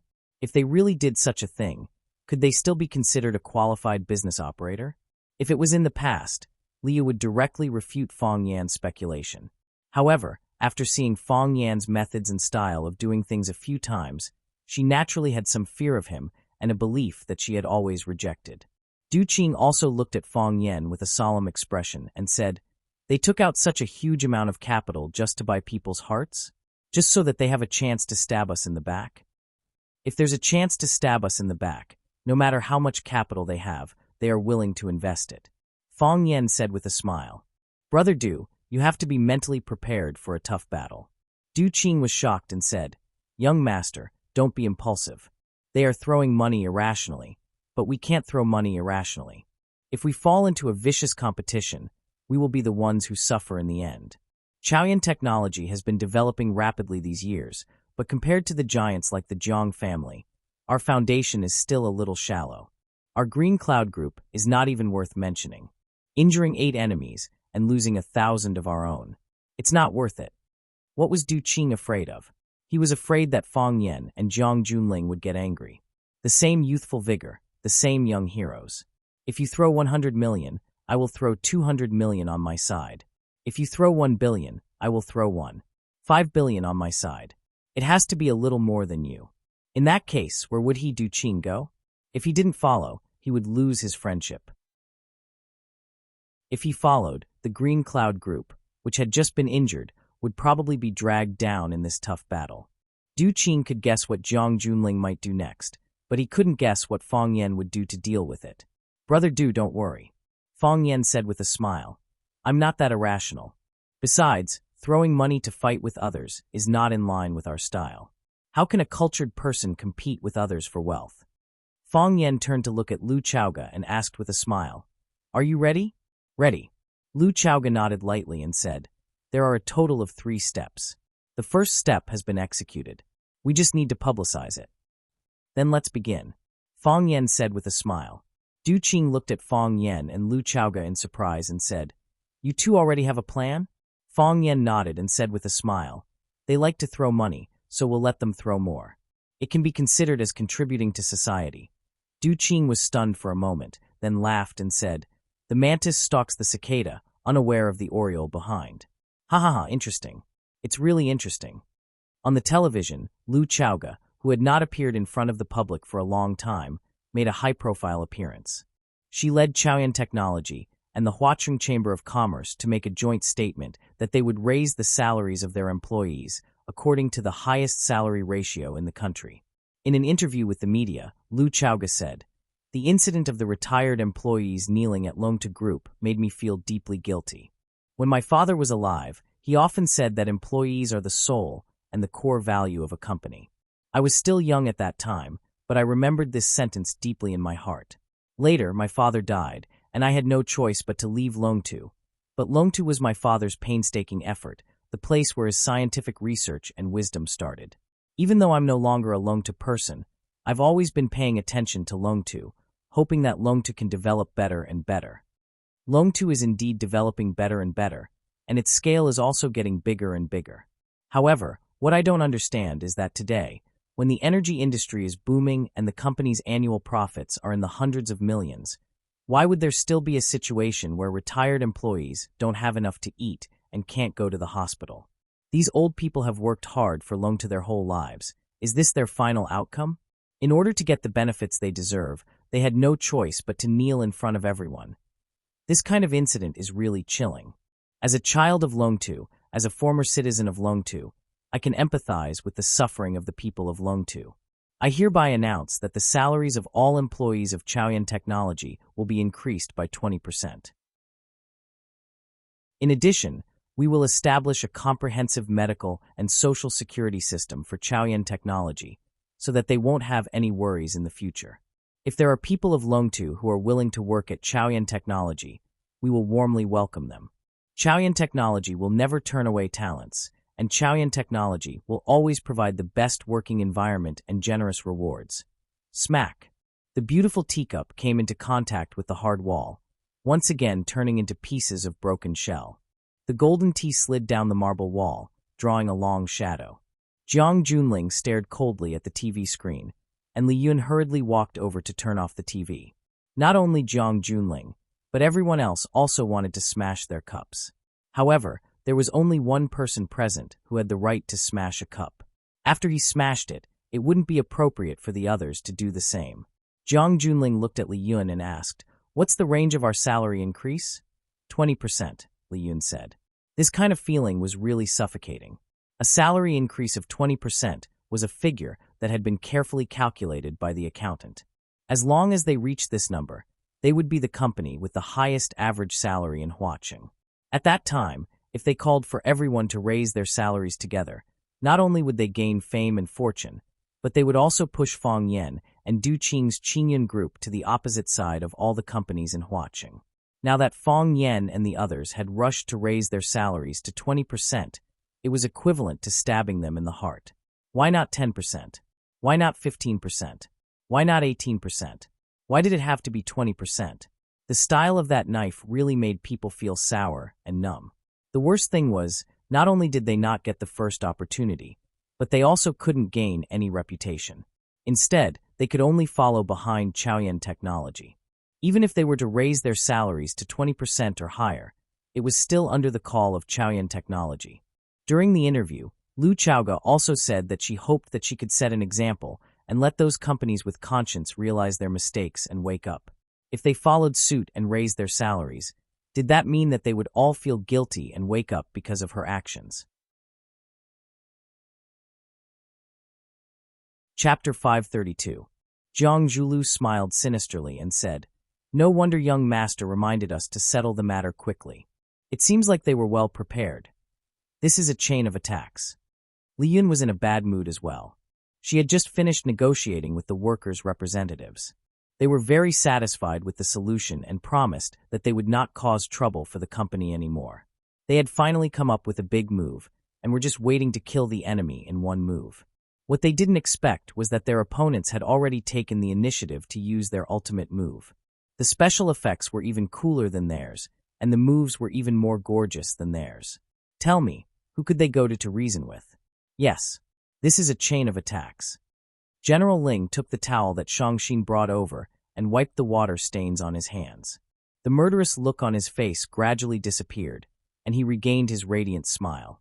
He said softly, "When they were digging that pit, they had already predicted our reaction. When we counterattack, it is equivalent to jumping into the pit, and they start to dig the soil with shovels, burying us tightly. The workers had chosen to create trouble at such a critical moment. When Jiang Junling and the rest were busy filling the pit, Fang Yan and Lu Chaoga kicked them into the pit and started to fill it with soil. These people are trying to kill us. Military orders. They are once again ahead of us. What do we do now? Lan Ling asked angrily. In the past, they had always been the ones to bully others. They had never thought that there would be a day when someone would dare to bully them. This feeling of being led by the nose was really unbearable. We have lost, Jiang Junling said honestly. This time, no matter what we do, we have already lost. If we ignore it, we will not be able to answer to the workers. If we followed suit, the outside world would interpret it as us being inspired by Lu Zhaoga taking the lead in raising wages and feeling guilty towards the workers. That's why we did this. We will not be able to gain anything. Lu Chaoga has stolen our reputation and prestige, and no one will be grateful to us. Jiang Zhulu explained. The woman you like is really powerful. Jiang Shangxin sneered. Ever since her father's death, she started to view Jiang Zhulu with hostility. She wouldn't let go of any opportunity that presented itself. Li Yun swept a sharp glance at her daughter and stepped out to smooth things over. Shangxin, don't misunderstand the relationship between Zhu Lu and Lu Chaoga. They are only siblings. It's not what you think it is. Jiang Shangxin understood her mother's thoughts and lowered her head, not saying a word. Jiang Zhulu looked at Shangxin and smiled sympathetically. Mom, don't blame Shangxin. Which woman wouldn't be jealous? Shangxin was jealous because she cared about me. If she didn't care about me, why would she mention me with another woman? At that time, I really should have been sad. Jiang Junling took a glance at Jiang Shangxin and said with a smile, This younger sister of mine is a little petty. However, Zhu Lu, I have to warn you that you cannot let Shangxin down. If you dare to bully her, I will not let you off. Jiang Shangxin's heart was filled with sorrow. She was very clear that Jiang Junling was instructing Jiang Zhulu on the surface, but in reality, he was threatening her. When he asked Jiang Zhulu to treat her better, he was implying that he didn't want the two of them to have a conflict. Indeed, Jiang Zhulu understood and replied with a serious face. Don't worry, eldest young master. I can't wait to dote on her and love her. How would I bear to bully her? The group of people laughed out loud. Only Jiang Shangxin's heart was wet, and she wanted to find a quiet place to cry her heart out. Li Yun stopped laughing and looked at Jiang Junling. We are one step behind on the military order, but we still have to respond. At the very least, we have to fulfill the conditions that we promised the workers' representatives. Otherwise, they will think that they have been cheated and will do something even more drastic. By then, we won't be able to turn the situation around. Of course, we have to fulfill the promise. Jiang Junling pondered and said, It's just a matter of how far we have to go. Li Yun's heart skipped a beat. Could it be that Jiang Junling wasn't convinced and wanted to increase the stakes? If that was the case, they would have to spend an astronomical sum of money. This time, Li Yun's heart really ached a little. Of course, Li Yun wouldn't say anything against it. She knew Jiang Junling too well. This man was proud and arrogant. On the surface, he was respectful to everyone, but deep down, he was extremely selfish. No one could change his mind once he decided on something. What's your opinion on the military order? Li Yun looked at Jiang Junling and asked. Jiang Junling's gaze met Jiang Zhulio's for a short while, then it stopped on Lan Ling's face. He smiled and said, Uncle Lan, this concerns a few families. I can't make the decision alone. Everyone has to make a decision together. Lan Ling also knew Jiang Junling's character and knew that he would be the one to make the decision. However, he really liked the respectful attitude that Jiang Junling displayed. He waved his hand and said, Military order, we are all on the same side. You don't have to be so courteous with us. It's still up to you to make the decision. Don't worry, as long as I can do it, I will give my full support. If I can't do it, I will go back and ask my grandfather for support. Jiang Junling nodded and said, Since everyone trusts me, then I won't be courteous with everyone. I'll tell you my opinion first, and if you think it's inappropriate, you can bring it up. This isn't just empty words. Everyone has to fork out the money together. This is a big matter. I can't make the decision alone, and I can't make the decision. Jiang Zhulu chuckled as he looked at Jiang Junling and said, Whatever eldest young master says, we'll do it. Do you think eldest young master will let us suffer losses? That's right. The Jiang family has a lot of assets. At most, they'll give us some compensation from other places. Lan Ling also agreed. Jiang Junling had the Jiang family behind him. Even if Jiang Junling squandered all of his assets in Huaqing, it would only be a superficial wound. He wouldn't even be able to touch his bones. The Jiang family would still be the prestigious Jiang family. Moreover, Jiang Zhulu was the one who voluntarily gave away the shares of Longta Group in order to curry favor with the Jiang family. Even if Longta Group collapsed, the person who lost the most was Jiang Zhulu. What did that have to do with Jiang Junling? We can't give too little compensation. We've already discussed the standard with the workers' representatives. If we break the contract now, the workers won't be satisfied, and if this matter gets out, we'll seem petty. Jiang Junling patiently explained. We can't use the same standard as Chao Yan either. Although they're ahead of us, we can't use the same standard as them. If we do that, people will think that we're imitating Chao Yan, and Chao Yan will bribe the media to lead us in that direction. We have to set a higher standard than them, but not by too much. Otherwise, we'll fall into Fong Yan's trap and become the main culprit of this incident. Do you think there's a problem with a 25% increase in benefits? No problem. Jiang Zhulu was the first to agree. Li Yun did some mental calculations and felt his heart ache. However, he still smiled and said, "There's no problem on my side either." Lan Ling hesitated for a moment and said, "This isn't a small amount. I can't make the decision alone. I'll go back and discuss it with the old master. If he agrees, there won't be a problem. I'll explain the cause and effect of this matter and the various stakes to him. I think he'll agree." Although Jiang Junling despised Lan Ling's indecisiveness, he still said gratefully, "Thank you, Uncle Lan. Thank you for the trouble." Lan Ling sighed and didn't speak anymore. Jiang Junling looked at Li Yun and said, "Let's do it this way." "Okay." Li Yun nodded and said, "I'll handle this personally." Jiang Zhulu looked at Jiang Junling and said, "Master, the matter has been settled temporarily. However, what if they create any more trouble?" "If I were Fong Yan," Jiang Junling took the teacup that Shangxin passed to him and said, "I can still make 2 more moves." Seeing that everyone was looking at him in shock, Jiang Junling squinted his eyes and smiled. He said, "Furthermore, based on my understanding of my old friend, he will definitely be able to think of these 2 moves and execute them." Li Yun panicked. She looked at Jiang Junling and said, "Military orders, this isn't a joke.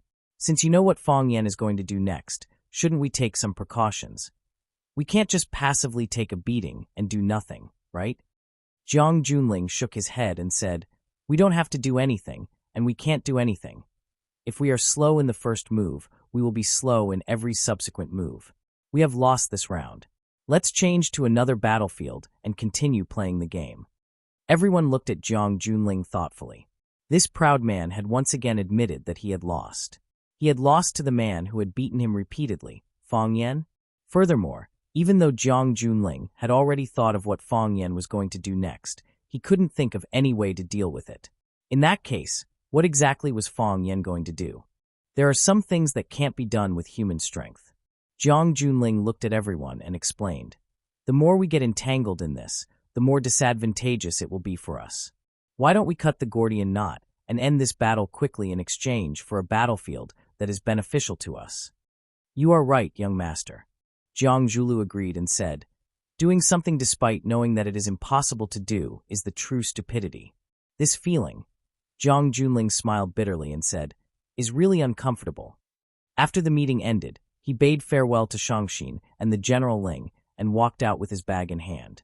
Jiang Zhulu walked over quickly and shouted, "Shangxin, let's talk." Shangxin turned around and looked at Jiang Zhulu expressionlessly. "Jiang Zhulu, what do we have to talk about? You are my wife, and I am your husband in name and in law. We have many things to talk about." Jiang Zhulu chuckled and said. Jiang Zhulu grabbed onto Shangxin's arm as she turned around to leave. Jiang Zhulu gave Shangxin a tight slap when she turned around to scold her. Piak! A resounding slap. Chapter 533. Jiang Shangxin's skin was so delicate that it would turn red even if it was exposed to the sun, let alone such a strong slap. A clear and deep purplish-red palm print appeared on the right side of Jiang Shangxin's face. There was an area that was congested with blood, and it looked like the blood vessels there were about to burst. Jiang Shangxin was stunned. Jiang Zhulu actually dared to slap her? This man had been trying to please her from the beginning to satisfy her pride and selfishness. He had placed his status very low and treated her like a servant. He actually dared to slap her? Was she stupid, or was that man crazy? Jiang Shangxin did not cry or scream.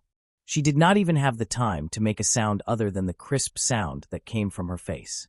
She could not accept this reality. Jiang Shangxin felt extremely unfamiliar and shocked when she saw the sinister smile on the man's face. The understanding that she had once thought was just a lie. Jiang Zhulu grabbed Shangxin's arm and casually pushed open the door to an office when he heard someone talking behind him. This was the office of Jiang Zhulio's secretary, Wang Min. When she saw the boss dragging the lady boss in, and the lady boss's face with a ghastly palm print on it, Wang Min jumped up in a panic. She didn't say a word and quickly left. At this point, anything she said or did would be wrong. The smartest thing to do was to pretend that she did not see anything. Jiang Zhulu flung Shangxin's body and threw her onto the sofa in the guest room. Before Jiang Shangxin could get up, Jiang Zhulu had already pressed down on her. His lower body pressed against Jiang Shangxin's legs and abdomen, and his upper body was raised up high. Looking down at Jiang Shangxin's ferocious gaze, he asked with a smile, "Do you hate me?" Jiang Shangxin bit her lip tightly and said word by word, "You dare to hit me? So what if I hit you?" Jiang Zhulu asked. "Don't tell me that you still haven't realized it? Haven't you reflected on your current status? Should you put yourself in the right place? That's right, my status is very awkward and my situation is very difficult. I am only a loyal dog of the Jiang family. I have to do whatever they tell me to do. I have to bite whoever they tell me to bite. However, you should understand that as long as a loyal dog like me has any value to the Jiang family, they won't just kick me away. They will feed me dog food. You are my dog food." Jiang Zhulu. Jiang Shangxin gritted her teeth and shouted, "What? Blame me for speaking too harshly? But wasn't that the truth? If I scold you, they will pretend not to hear me. If I hit you, all they can do is reproach me. What can they do to me? Is this not the fate of yours and mine? Shangxin, you are a smart woman. You should be very clear that the bigger the commotion, the worse it will be for you. Do not be hostile to me. Do not hate me. Obey me, please me, serve me. That is what a wife ought to do. You just got married and don't have any experience of being someone else's wife. I'm not in a hurry. I can wait and give you more time to study. But don't disobey me and don't betray me. Don't mock your husband in front of others. I know you hate me. Why do you hate me? Do you suspect that I have something to do with your father's death? Do you suspect that I killed your father?" Jiang Shangxin's lips twitched, but she did not answer Jiang Zhulio's question. She did suspect that her father's death had something to do with Jiang Zhulu. She did suspect that Jiang Zhulu was the one who killed her father. No, it wasn't just a suspicion, it was a certainty. She was certain that Jiang Zhulu was the culprit who killed her father. Fang Yan had already agreed to exchange hostages. How could he kill her father? Let him live, and let him become the shame of the Jiang family and the laughingstock of the entire circle. This was what a sinister and cunning man should do. How could he kill his own father?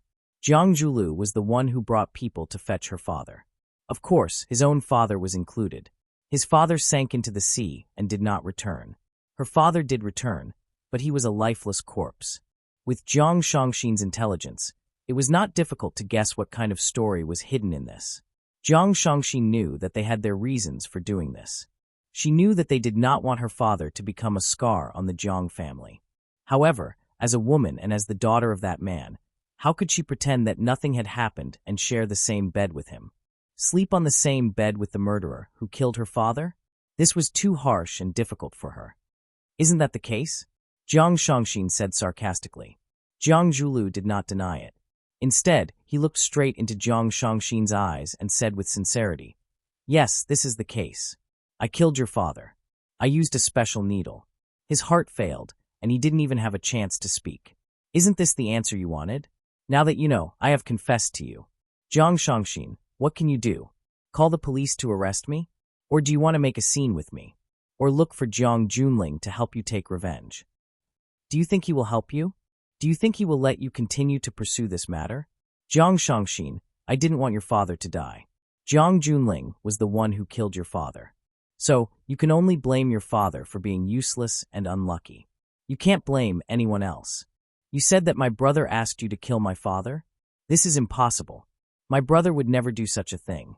Jiang Zhulu looked at Jiang Shangxin's overly calm eyes, and his emotions gradually became rational. He climbed up from Jiang Shangxin's body and said, "You have a recording?" Jiang Shangxin got up from the sofa and adjusted her clothes. She looked at Jiang Zhulu with disdain and said, "Why? Are you afraid?" Jiang Zhulu stared at Jiang Shangxin coldly and said, "Jiang Shangxin, what exactly do you want to do? What do you think?" Jiang Shangxin asked. "I know that you don't care about me. But, Jiang Shangxin, are you going to betray the Jiang family?" "Betray?" Jiang Shangxin stood up from the sofa and looked at Jiang Zhulu. "I am a member of the Jiang family. Why would I betray my own family? But, Jiang Zhulu, who do you think you are?" Jiang Shangxin walked in front of Jiang Zhulu and gave him a tight slap on his face. Then, she walked away leisurely in her high heels. Blood flowed from the corner of Jiang Zhulu's mouth. A cruel and ruthless smile appeared on his face. Fang Yan did not disappoint Jiang Junling. Just as Jiang Junling had predicted, they still had a few more moves to make. Chaoyan is a human-oriented research company. While we are committed to solving the energy crisis for mankind, we also pay attention to the health of our employees. The company provides 2 health experiences to their employees every year. We also apply for associated experience cards for their immediate family members. As long as they have worked in Chaoyan technology for more than 2 years, they have the opportunity to apply for an associated experience card for their parents, wife, or children. They can enjoy the same experience services as the company's employees. Fu Mingli, the deputy director of Chaoyan Technology, said in an interview with the media, "We have launched a special reward program for outstanding talents in Chaoyan.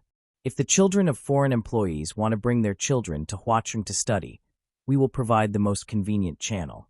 We have already cooperated with the most outstanding private high school in Huacheng, Rosefinch Secondary. Any student who passes the assessment will be given priority admission." Lu Chaoga, the director of Chaoyan Technology, said while participating in a charity event. Chaoyan Technology, which had been developing rapidly in the past few years, suddenly became extremely high-profile. Even the Queen of Chaoyan, Lu Chaoga, who was very reluctant to show her face in front of the media, frequently appeared in front of the cameras. They increased the welfare of their workers time and time again. They improved their social security and reward system so that their employees, as well as their parents and children, could benefit from it. After this series of events, Chaoyan Technology became a conscientious enterprise in Huacheng, a benchmark enterprise, and also the most anticipated company by job seekers. There was also a special topic by the media regarding the 2 completely different attitudes of Chaoyan Technology and Longta Company. It was called First-Rate Companies Value Talents, Second-Rate Companies Value Profits. The article said, both are high-tech companies, but in order to save costs, Longta Company made fraudulent contracts during the acquisition, causing countless retired workers to have no place to live or recover. This caused the vicious incident of employees surrounding the headquarters of Longta Tower.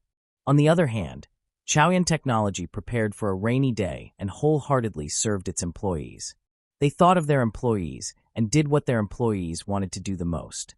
When the 2 were compared, the difference was obvious. Pa! A whistling feather arrow hit the bullseye position on the target. Good arrow. You shot 10 arrows in a row, and each arrow hit the bullseye. Young master, your archery skills are getting better and better. Young master, give me a chain arrow. Li Guochang handed over a towel. General Xing took the towel and wiped his hands clean. He said, "Thank you, Guochang. We're brothers. You can do this kind of thing for me, but you don't have to do this kind of thing for me." Li Guochang smiled and said, "It's just convenient. I'm not trying to flatter you." "That's good. We're brothers. There's no need to play around." Li Guochang followed General Xing to the lounge and said, "I heard that the military order in Huacheng didn't go well." General Xing glanced at Li Guochang and said with a smile, "There's an old saying, the more daring a person is, the more productive the land is. In other words, the more productive the land is, the more daring the person is. That younger brother of mine, he's a little too impatient. He's eager to make a contribution. He doesn't even look at the level of his opponent and falls head first into it. Is it worth it for that little bit of money?" Chapter 534. This was the best shooting range in Yanjing, and General Xing and his group of young masters were the most distinguished guests here.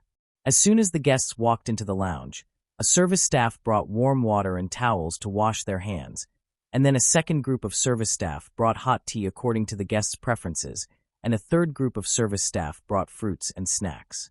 The service staff were all tall beauties wearing white cheongsams, and it was said that many of them were female students from the university town. Their qualifications were quite outstanding. Li Guochang picked up a strawberry with a fork and stuffed it into his mouth to moisten his throat, then looked at General Xing and said, "What? Young master doesn't like that Fong Yan?" "It's not that I don't like him, it's that I don't want to see him." General Xing held the hot tea and carefully sipped it, with a faint smile on his face. "That Fong Yan, he does have some ability. His mind is not weak, and his martial arts are not bad. It's not an exaggeration to say that he's an all-rounder. Otherwise, would that arrogant younger brother of mine have been repeatedly defeated in front of him? If Jiang Zhulu lost, then so be it. What kind of person is Qiang Long Tan? Just take our Yanjing city as an example. How many people can be more calculative than him? And the result? After provoking that kid, he mysteriously disappeared, and Jiang Zhulu had to pretend to be a filial son, and also had to think of a way to explain where his father went. It's not easy to live." Hearing General Xing's interesting words, Li Guochang couldn't help but grin and said, "Since young master thinks so highly of Fong Yan, why do you think that the military's hard work isn't worth that little? Fong Yan is a rotten egg." General Xing said, "If you don't like to eat rotten eggs, just move it to a place where you can't see it, or turn your line of sight to another place. Because you don't like it, you want to kick that rotten egg away. And the result? Isn't it just staining your body with the stench? And that stench is incomparably stinky, the wind can't blow it away, and water can't wash it off. In the end, isn't it still you who suffers? Why do you have to go against that Fong Yan? If I had the time to fight with this rotten egg, I don't know how many enterprises I could have built and how much profit I could have earned for the family. Compared with showing my talent to consolidate my position in the family, isn't defeating Fong Yan just a piece of cake?" Li Guochang picked another strawberry and stuffed it into his mouth. He asked casually, "A military order can't even solve a rotten egg. I'm afraid that your image will be damaged and your position in the family will be shaken." General Xing looked at Li Guochang with a serious face and said, "Guochang, what do you think?" "A few days ago, when I was bored, I flipped through a few pages of the Book of Changes. There are a few sentences in it that I think are very reasonable. Heaven is the highest, and the earth is the lowest. There must be rules in everything. If there are no rules, wouldn't the world be in chaos?" General Xing laughed out loud, pointed at Li Guochang and said, "You, a boor, still have the mood to read those ancient books? It's good to read ancient books. The ancient books explain everything clearly. There are a lot of people nowadays who don't have parents or brothers and don't care about etiquette or shame. It's really hateful." The smile on General Xing's face gradually disappeared. He said, "Guochang, say, shouldn't we help my little brother?" "Of course," Li Guochang nodded without hesitation. "Other people don't care about friendship or blood, but we can't do such a thing. How about this? I'll go to Flying Flower City tonight and help the military order." General Xing nodded and said, "That's fine. Then I'll have to trouble you, Guochang." Li Guochang chuckled and said, "We're friends, this is what I should do." "No, you're my brother." General Xing looked at Li Guochang with a serious face and said, "My blood brother." The two of them looked at each other, then burst out laughing. 270 kilometers per hour. 280 kilometers per hour. 301 kilometers per hour. Fong Haohan stared at the speed displayed on the top of the train and happily said to Fong Yingying, "Hero, we'll arrive at Flying Flower City in 2 hours. When we get there, we'll be able to see Junior Marshal Uncle."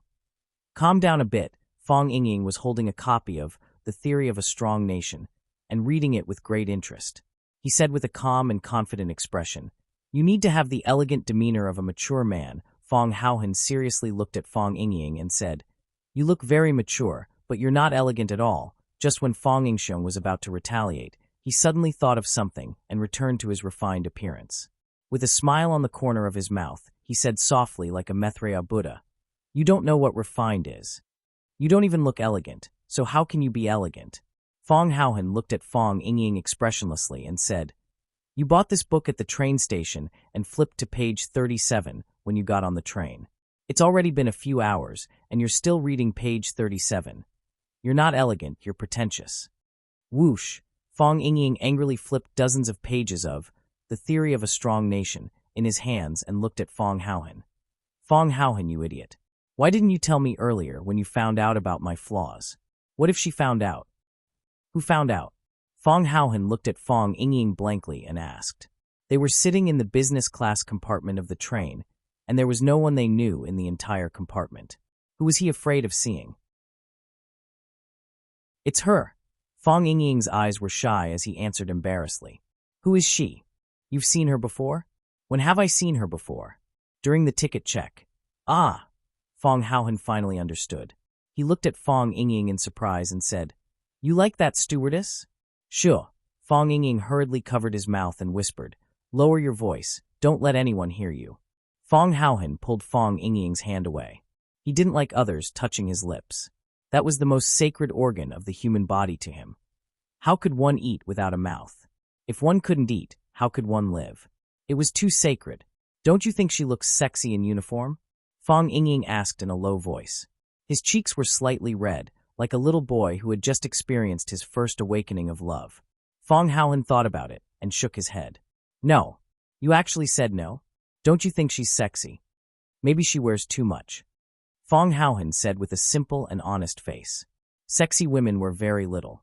It's all like that on TV. Fong Yingying opened his mouth and found that he couldn't refute. However, he quickly became happy again and said, That's good. If you don't think she's sexy, you won't be my rival in love. Although you can't be the rival of the Casanova of Swallow Dock, you are my brother. I don't want to see you in a miserable state after a crushing defeat. Why would I fight with Junior Marshal Uncle for a woman? Miss Yi is the future mistress of our Fong family. I won't take her away, Fong Haohan said with a frightened face. I won't do such a thing. Miss Yi isn't my type. I'm talking about me. I'm your rival. But you're talking about the Casanova of Swallow Dock. Junior Marshal Uncle is the Casanova of Swallow Dock. When Junior Marshal Uncle isn't here, I am. Fong Yingying's explanation was quite lacking in confidence. He said, But that's not the point. The point is, how can I win her over? I don't know. Fong Haohan didn't have any experience in relationships. He didn't know how to make a girl happy. Love. This kind of thing was too far away for him. So, when Fong Yingying asked him this question, his first reaction was this guy is an idiot. Why would he think of asking me this question of anyone else? I know you don't know. So I asked you on purpose. Fong Yingying said proudly. If you don't have a smart brain, I hope you have excellent acting talent. Fong Haohan stared at Fong Yingying with a vigilant face and asked, What do you want to do? Fong Yingying's fat body leaned over and whispered in Fong Haohan's ear for a while. Fong Haohan's skeleton body suddenly shook. He looked at Fong Yingying with an extremely embarrassed expression and said, You actually want me to act as a robber? I didn't ask you to act as a robber. Fong Yingying explained with a serious face. I just want you to act as a robber. And this isn't a robber. This is a train. What do you want to rob? Rob? Rape? This is illegal, we can't do it. Then what do you mean? You go act as a little hooligan. Fong Yingying said with a face full of excitement. When my goddess walks over, you little hooligan will go up and tease her. How do I tease her? Fong Haohan asked. Say some dirty things to her, touch her or something like that. Isn't that still rape? This is different from rape. Fong Yingying felt like he was about to collapse. Why don't you understand? She had really succeeded in doing it. Flirting is when you think that the woman is beautiful, so you have some wretched thoughts in your mind. But this is only your moral character isn't up to standard, but it won't lead to a crime. The former might lead to jail time, the latter is normal. Normal? She'll slap you twice, Fong Yingying said in a low voice. But don't worry, I won't give her the chance to slap you. Before she slaps you, I'll stand up and righteously scold you for your bad behavior. Then I'll loudly tell you to scram, and you'll immediately leave. Where do I go? Hey, the train is so big. Can't you sit for a while? Give us some private space. Let's talk about our feelings. Maybe it'll be done, and you'll have a sister-in-law. I won't do it, Fong Haohan refused. Why? I don't know how to say dirty things. That's easy, I'll teach you, Fong Yingying said. He pinched Fong Haohan's chin with his chubby hand, smiled lewdly, and said, Beauty, you smell so good, come, Let Big Brother have a whiff. Let go of me. Fong Haohan hated it when people touched his chin, so he slapped Fong Yingying's hand away. Yes, yes, that's more like it. Little beauty, don't you like Big Brother? Big Brother likes you a lot. At the door of the carriage, a beautiful police officer stared at the unsightly scene in front of her. Chapter 535. Fong Yingying had just gotten into the zone and didn't notice the strange gazes of others. He pinched Fong Haohan's chin with his chubby hand and said with a lewd smile, "Don't struggle, don't resist. The more you struggle, the happier I'll be. The more you resist, the more excited I'll be. I like little girls like you. Come, let me have a taste." As he spoke, Fong Yingying moved his chubby sausage mouth toward Fong Haohan's lips. Sun Li couldn't stand it anymore. She strode toward Fong Yingying, who was acting like a hooligan, and shouted angrily, "Hooligan, stop." It was like a basin of frozen water in the middle of winter, like a basin of boiling water in the middle of summer. This kind of feeling was too cruel, but it was also burning hot and peeling off his skin. Fong Yingying didn't expect that someone would keep staring at them, and it was the pretty policewoman that he had fallen in love with at first sight. Fong Yingxiong, who didn't have much experience in love, was dumbfounded when he saw her embarrassed and angry look on her face. She rushed over and looked like she wanted to beat him up. His body was stiff, the fat on his face was shaking, and his right hand was still pinching Fong Haohan's chin. He looked anxiously at the policewoman.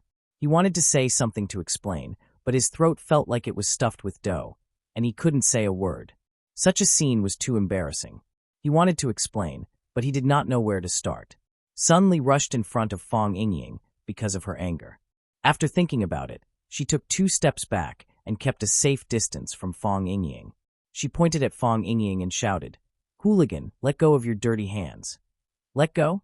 Yes, let go of his dirty hands.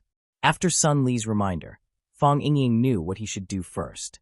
He let go of Fong Haohan's sharp chin and anxiously explained to Sun Li, "I'm not a hooligan. You are a hooligan." Sun Li was so angry that her body trembled. She looked at Fong Yingying with disdain and said, "Do you think I didn't see what you did just now? I don't discriminate against love between comrades, but if you force someone when they don't like you, it's a kind of hooligan behavior. Not only are you behaving like a hooligan, but you're also breaking the law." Fong Yingying glanced at Fong Haohan and said with a smile, "Police comrade, you misunderstood." "Misunderstanding? I saw you groping someone with my own eyes, and you still dare to say that I misunderstood? Do you think I'm blind?" "Yes, I did touch him," Fong Yingying explained with a serious face. "But police comrade, it's not what you think. He and I are friends, brothers. He's my brother, my biological brother." "You're my brother," Fong Haohan said snappily. He hated it when people touched his chin. "You're Fong Yingying, and I'm Fong Haohan. Isn't the hero always ranked before the hero? Why should I be older than you?" "Yes, yes, yes." Fong Yingying nodded repeatedly. He pointed at Fong Haohan and said to the policewoman, "Police comrade, did you hear that? I'm Fong Yingying, and he's Fong Haohan.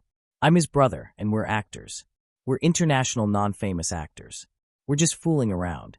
This is really a misunderstanding." Sun Li's eyes swept between Fong Yingying and Fong Haohan's faces and said, "Are you two really brothers?" "We're really brothers." Fong Yingying nodded with great sincerity and determination. Sun Li looked at their faces again and said, "Take out your IDs." She still could not believe that these 2 people were blood brothers. How could blood brothers look like? Such a strange appearance.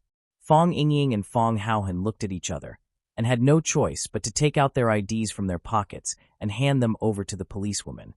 Sun Li looked at their IDs, and her expression became even more confused. Are these 2 really blood brothers? One was called Fong Yingying, and the other was called Fong Haohan? Their birthplace and address were both in a place called Swallow Dock. "You 2 come with me." Sun Li's attitude towards the 2 became even worse. "Why?" Fong Yingying asked in confusion. "We've both taken out our IDs to prove that we're brothers. Can't we joke around between brothers?" "I suspect that your IDs are fake," Sun Li said. "Our IDs are real. Our identities are fake." Fong Haohan couldn't hold it in anymore. He stood up in front of Fong Yingying and said, "We're not actors, and we weren't rehearsing a scene just now. Fong Yingying wanted to pursue you, so he asked me to act out a scene with him. He said he wanted me to act as a hooligan who wanted to touch you. I didn't know how to act as a hooligan, so he personally demonstrated it to me. There's never been such a brainless way to pick up a girl. Fong Haohan, shut up. Fong Yingying wanted to block Fong Haohan's mouth. This idiot, how could he say such a thing out loud? Fong Yingying, you're the one who should shut up. Fong Haohan said snappily. It's already like this. How long are you going to hide it? Don't you just like her? What's there to hide about this kind of thing? We're martial artists, and we do things to protect the country and the people. Chasing a girl, what's there to hide? Fong Haohan looked at Sun Li expressionlessly and said, He likes you, do you like him? Sun Li looked at Fong Haohan, then at Fong Yingxiong, whose face was purplish-red from holding back his anger. She opened her mouth and shouted angrily, The two of you, come with me. Watching. The station police office. Police comrade, we're good people. Look at my face. I'm so fat, how could I be a bad person? Fong Yingying pointed at his fat face and said with a wronged expression, Thin people are bad people? Fong Haohan was very dissatisfied with Fong Yingying's argument and retorted, Most bad people are thin people. Look at the TV shows, it's always Fatso who plays the good guy. Hiding a dagger behind a smile, that's exactly what people like you, Fatso. Bam! Sun Li slammed the table, pointed at Fong Yingying and Fong Haohan, and scolded. Can you two stop arguing? This is the police station. Is there anyone coming to pick you up? If no one comes to pick you up, I'll lock you up for a night. Seeing that Sun Li was angry, Fong Yingying's heart ached. He kicked Fong Haohan and said, Fong Haohan, can you not always go against me? A man should have a man's elegance. Don't you know that you're acting like a child that hasn't grown up yet? Seeing that Fong Haohan wanted to retaliate again, Fong Yingying quickly said, Call Junior Marshal Uncle again and see where he is. When Fong Yan pushed open the door of the interrogation room, he happened to hear Fong Yingying yelling for Fong Haohan to call him. Fong Yan stood at the door of the room and smiled guiltily at Sun Li. He said, Sorry, I'm late. My two friends, did they do anything illegal? Sun Li looked at Fong Yan and thought to herself, This man is indeed handsome. Too bad, how could he be friends with two idiots like them? They didn't do anything illegal, it's just that. Sun Li thought about it and didn't want to pursue their other responsibilities. Although these two fellows looked strange, they looked silly, so they weren't bad people. So she looked at Fong Yan and said, Forget it, there's some misunderstanding. Come and sign here and take them back. Thank you, Fong Yan said gratefully. Fong Yan signed the document that Sun Li handed over and nodded at her. He turned to look at Fong Yingying and Fong Haohan and said, Let's go. Fong Haohan stood up, walked in front of Fong Yan, and said respectfully, Junior Marshal Uncle. Fong Yingying looked at Sun Li reluctantly and said, Miss, I'm fine now, right? You're fine, Sun Li said. It's time to get off work. You're no longer a police officer, and I'm no longer your suspect. Right? That's right. Sun Li nodded. What do you want to say? I mean, can you? Fong Yingying's fat face turned red again, like a heated braised pig head. Can you give me your phone number? Sun Li stared at him and said, Why do you want my phone number? I think. Fong Yingying hesitated for a few seconds and said, I'm not a good person, and I may often make mistakes. If I get your phone number, I can call the police directly when I make a mistake.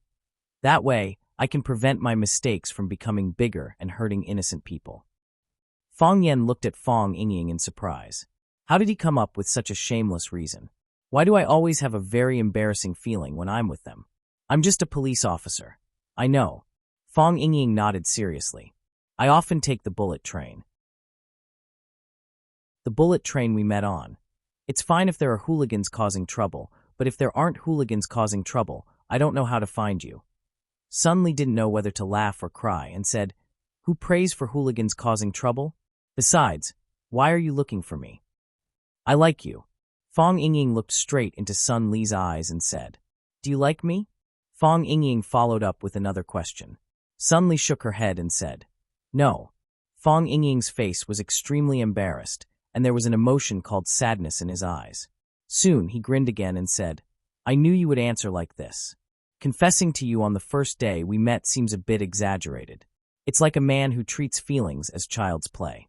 You don't know me yet, so you think you don't like me. If you know me, you'll know that I'm not the kind of playboy who only has a good appearance. Fong Yingying reached out to hold Sun Li's hand, but Sun Li avoided it. Fong Yingying clicked his tongue with some regret and said, If I can only say this to one woman in my life, I hope that the recipient is you. I like you. By the way, girl, what's your name?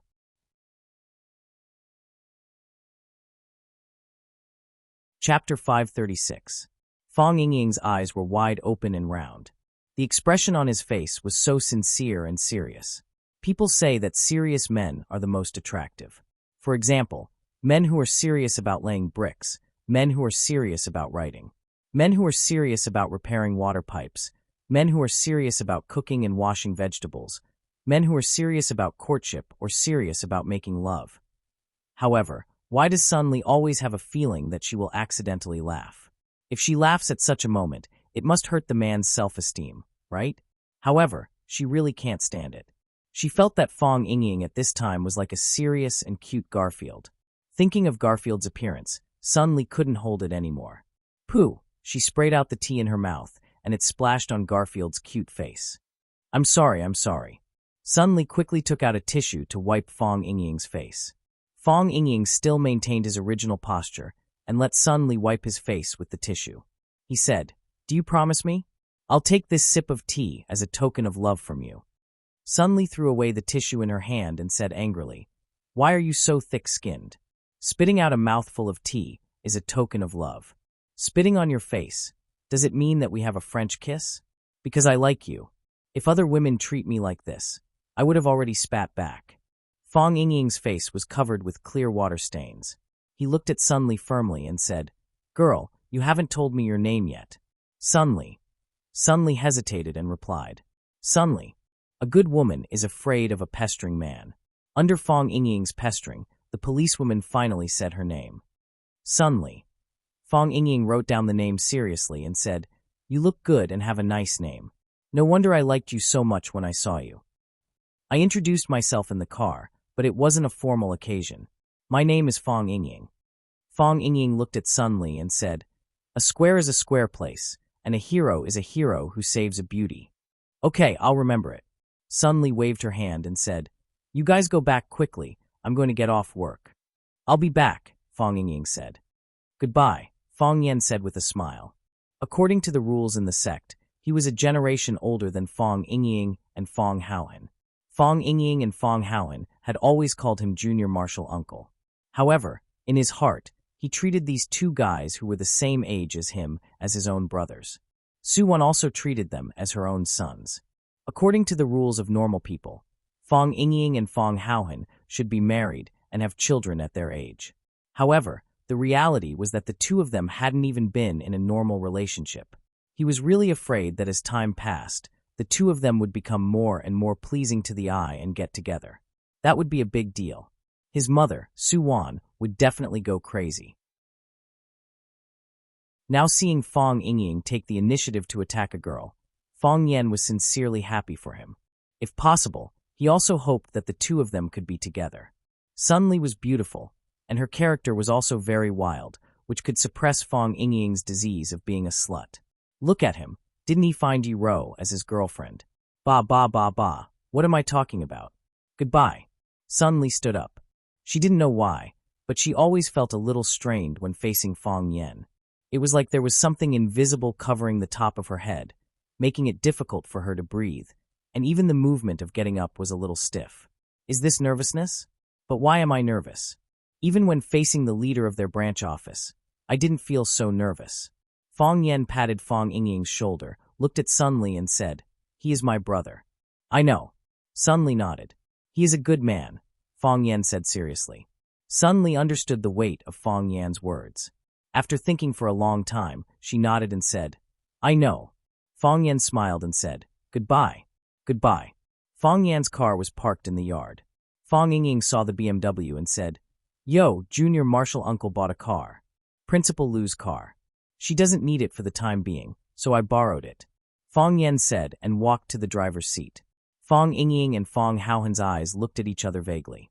Fong Yingying walked over and opened the door of the passenger seat. He sat down and asked, "Junior martial uncle, where are we staying this time?" "Staying with me," Fong Yen said. "Of course we are staying with junior martial uncle. We still have to take care of junior martial uncle's food and clothing," Fong Yingying said shamelessly. "By the way, are we going back to school?" Are we still staying in the small courtyard where we lived before? To be honest, that courtyard is really good. I have feelings for living there. No, Fong Yan said. In Plum Garden. Plum Garden was the villa community where Lu Chaoga lived now. Fong Yingying and Fong Haohan were also going to live with them. It's not appropriate, is it? Fong Yingying said embarrassedly. I heard that Junior Marshal Uncle and Principal Lu live together. Will we disturb you if we go there? Fong Yan drove without looking sideways. He was afraid that if he saw Fong Yingying's current appearance, he would beat him up. He said aloud, You must live in Plum Garden. You have to go there. Fong Yan was too familiar with the thoughts of these two guys. They were nominally his martial nephews, but in fact, they were more inclined to be Yi Gentle's undercover agents. They kept saying that they were going to live in Rosefinch's courtyard, but in fact, they wanted to test the relationship between him and Lu Chaoga. If he was stupid and really let them live in Rosefinch's courtyard, Yi Gentle would probably be furious. What shameful thing did I do with Lu Chaoga? Why did she kick Fong Yingying and Fong Haohan away? Fong Haohan sat in the back seat, took out his cell phone from his pocket, and secretly sent a message. There were only 2 words in the message, Plum Garden. Fong Yan had long been accustomed to the betrayal of these 2 guys. He asked, Why did you 2 come by train? Isn't it faster by plane? And you had a conflict with the police? With a sad face, Fong Yingying said, Some time ago, Yanjing held a world boxing competition. The Thai boxing champion, Ha Chai, was arrogant and domineering. He said that he would beat all the masters in Huaxia and show us the power of Muay Thai. Ha Chai took a plane to Yanjing to participate in the competition, but the plane crashed in Malaysia. So what if he is good at Kung Fu? Isn't there only a dead end for him? A martial arts senior once said that I should keep everything under control, so I only take the train. If there is something wrong with the train, we can jump out of the train.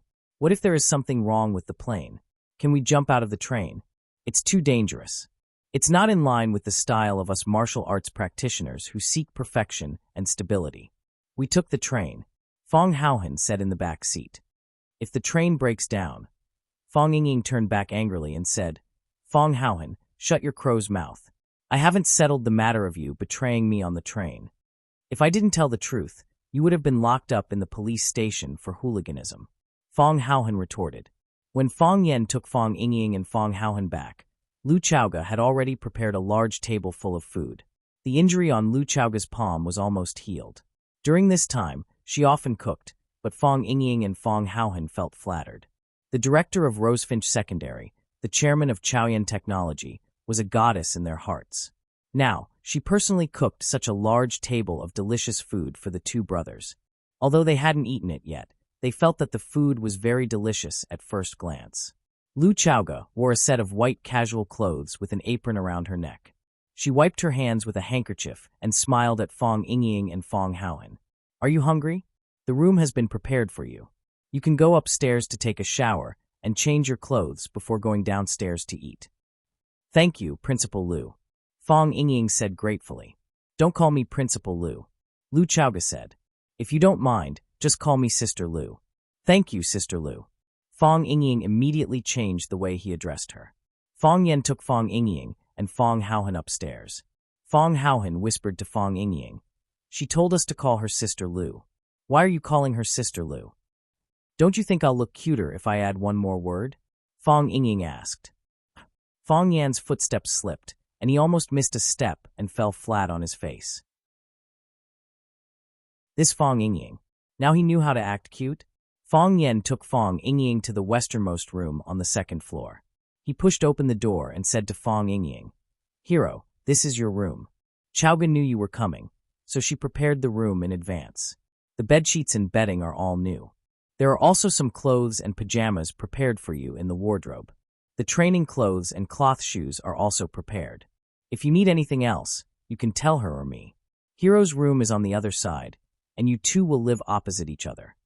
Fong Haohan pushed open the door to his own room, which was exactly the same as the one on the other side. The furniture was brand new, and the bedsheets were all new. There was a faint fragrance in the air, and they could see the beautiful scenery when they opened the window. This is a luxurious house, Fong Yingying said with a sigh.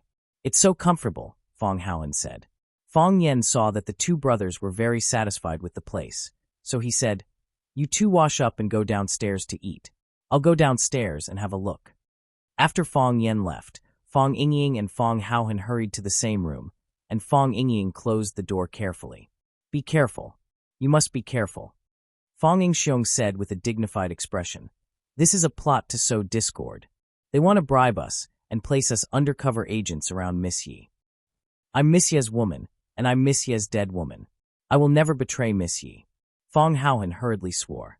Fong Yingying nodded deeply and said, "That's right, but Sister Lu is also a good person.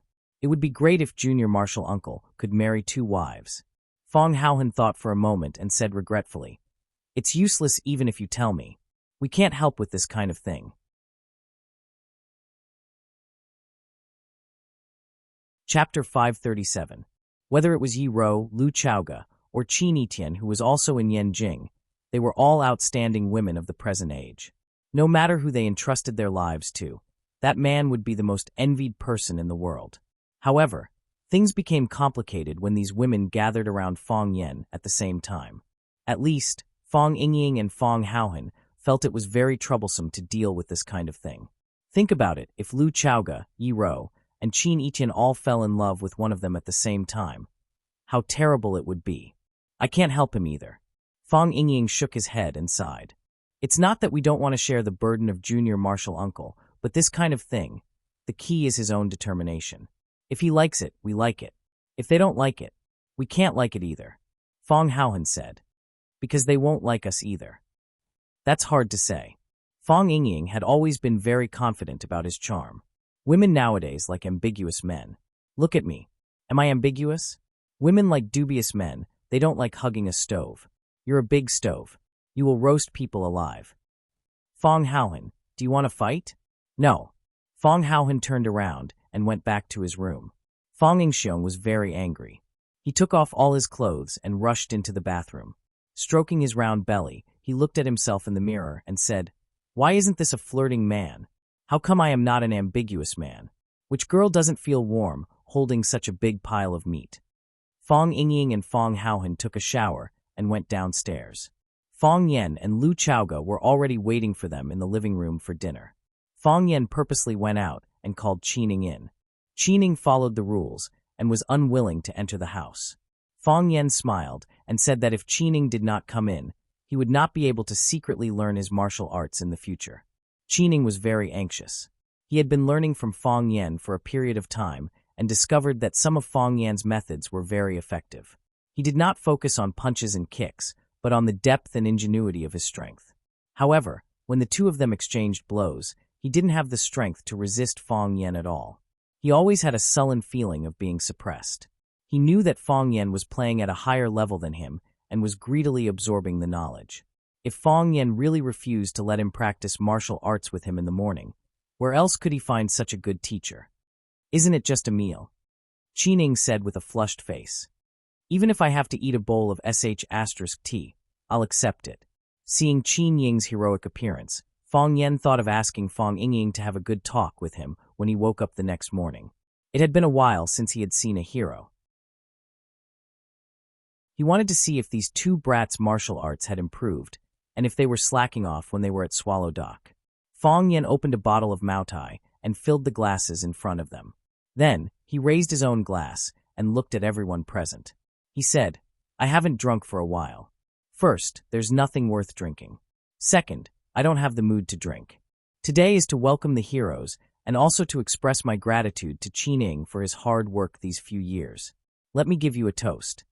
After Fong Yen finished speaking, he drank the wine in his glass in one gulp. "I just did what I should do." After Qining finished speaking, he drank the wine in his glass in one gulp. Fong Yingying and Fong Haohan raised their glasses and said, "To Junior Martial Uncle. There's no reason. You're our Junior Martial Uncle, after all." After that, they drank the wine in their glasses as well. Fong Yen poured himself another glass of wine, then said to Lu Chaoga, "Here's to Chaoga. It's so nice to have you." Fong Yen didn't say thank you, for that sounded too frivolous and distant. If someone gave you a pound of apples, you had to say thank you. If someone gave you a carton of milk, you had to say thank you. If someone said something auspicious, you had to say thank you. If someone gave you directions, you had to say thank you. How could thank you express Fong Yan's affection and gratitude for Lu Chaoga? It was so nice to have you. Those words carried a lot of weight. In this world, who couldn't live without each other? Who couldn't live without each other? One had to go through a lot of people in life, and most of them would just brush past each other. Only one or two people would make you thank God and thank fate for letting you meet each other. Those people were the most precious treasures of your life. I just did what I wanted to do. Lu Xiaoga looked at Fong Yan and said. He raised his glass and clinked it with Fong Yan. Then, he drank up the white wine as well. She understood what he was going to say. She understood what he wasn't going to say.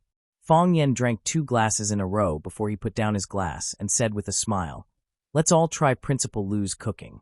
"Chances like this don't come often," Qining said with a smile. "I'm going to have a good taste. I'll have to eat more today." Fong Yingying and Fong Haohan couldn't stop praising Lu Chaoga's cooking. Their flattery made Fong Yan want to kill them.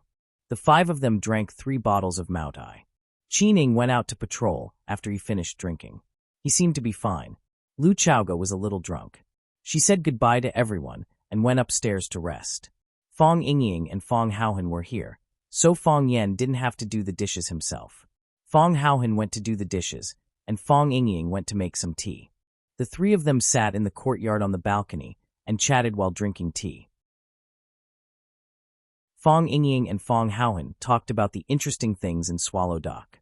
They talked about how the old man brought the King Kong eagle that Qin Etienne gave him to go around the village every day. He even started to train the eagle.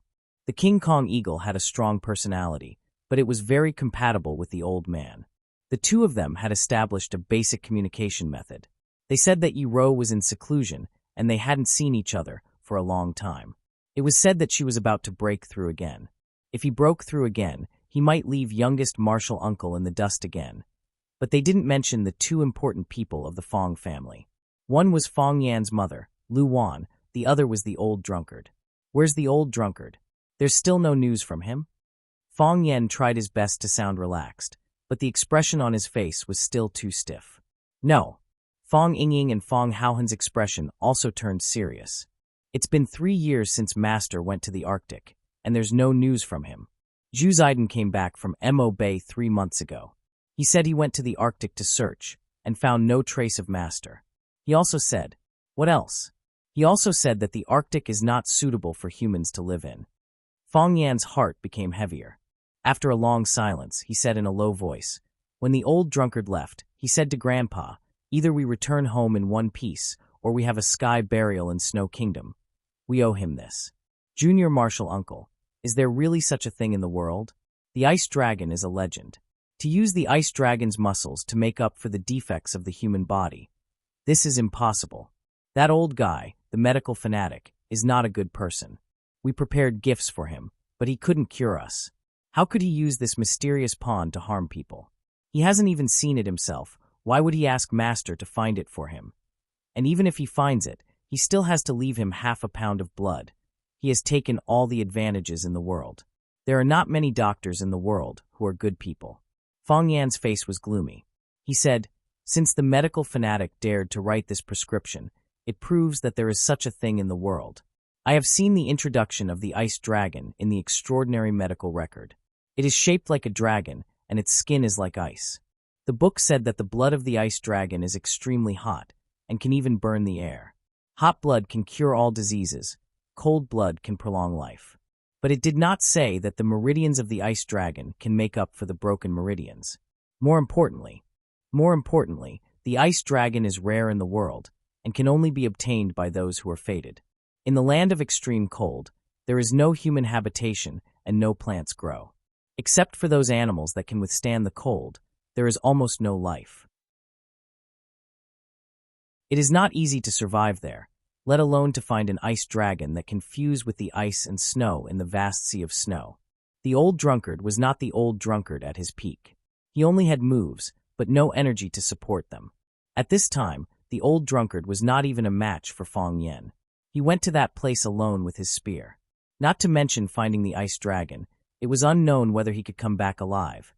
But no one opposed the old drunkard's choice, and no one stopped the old drunkard's footsteps. Because everyone knew that since the old drunkard said he would go, he would definitely go. No one could persuade him. No one could stop him. Unless he died. The old drunkard's surname was Mo, but he was a member of the Fong family. Fong Hui's legs were crippled, and Fong Yixing died tragically at the entrance of Swallow Dock. Although his 3 uncles were talented, they could not bear the heavy responsibility. Other than the young Fong Yan, the Fong family had no one to support them. At this time, someone had to stand up.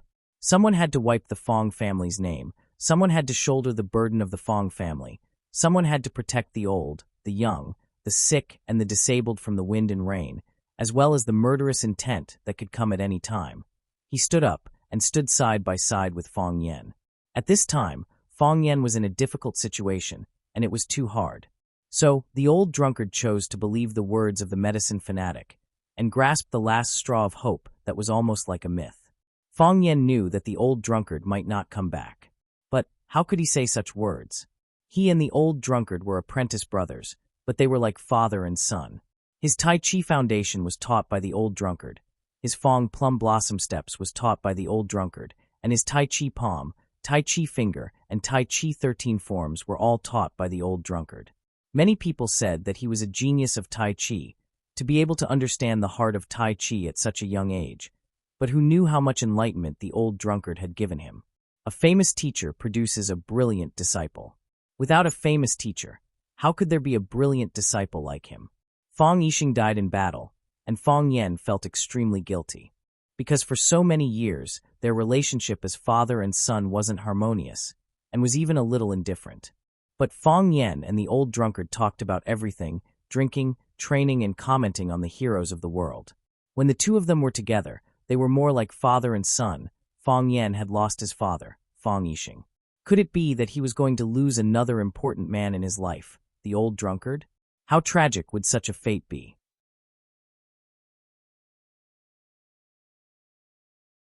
Chapter 538. The old drunkard will definitely come back. Fong Yan said in a very firm voice. Fong Yingying and Fong Haohan were surprised. Fong Yingying asked, Junior Martial Uncle, how do you know that my master will come back? Do you have any contact with my master? I knew it. Although he didn't contact us, he would definitely contact you. In our family, he has the closest relationship with you. He called you. Oh, there's no signal in the land of extreme cold. He wrote you a letter. That's not right. There's no way to send a letter. How did he contact you? The old drunkard has come back. Fong Yan said. Already back? What kind of person was the old drunkard in the past? He was the Huaxia Azure Dragon who dared to challenge the heroes of the world. What kind of person was the old drunkard later? He was a decadent and degenerate countryman who loved alcohol as his life.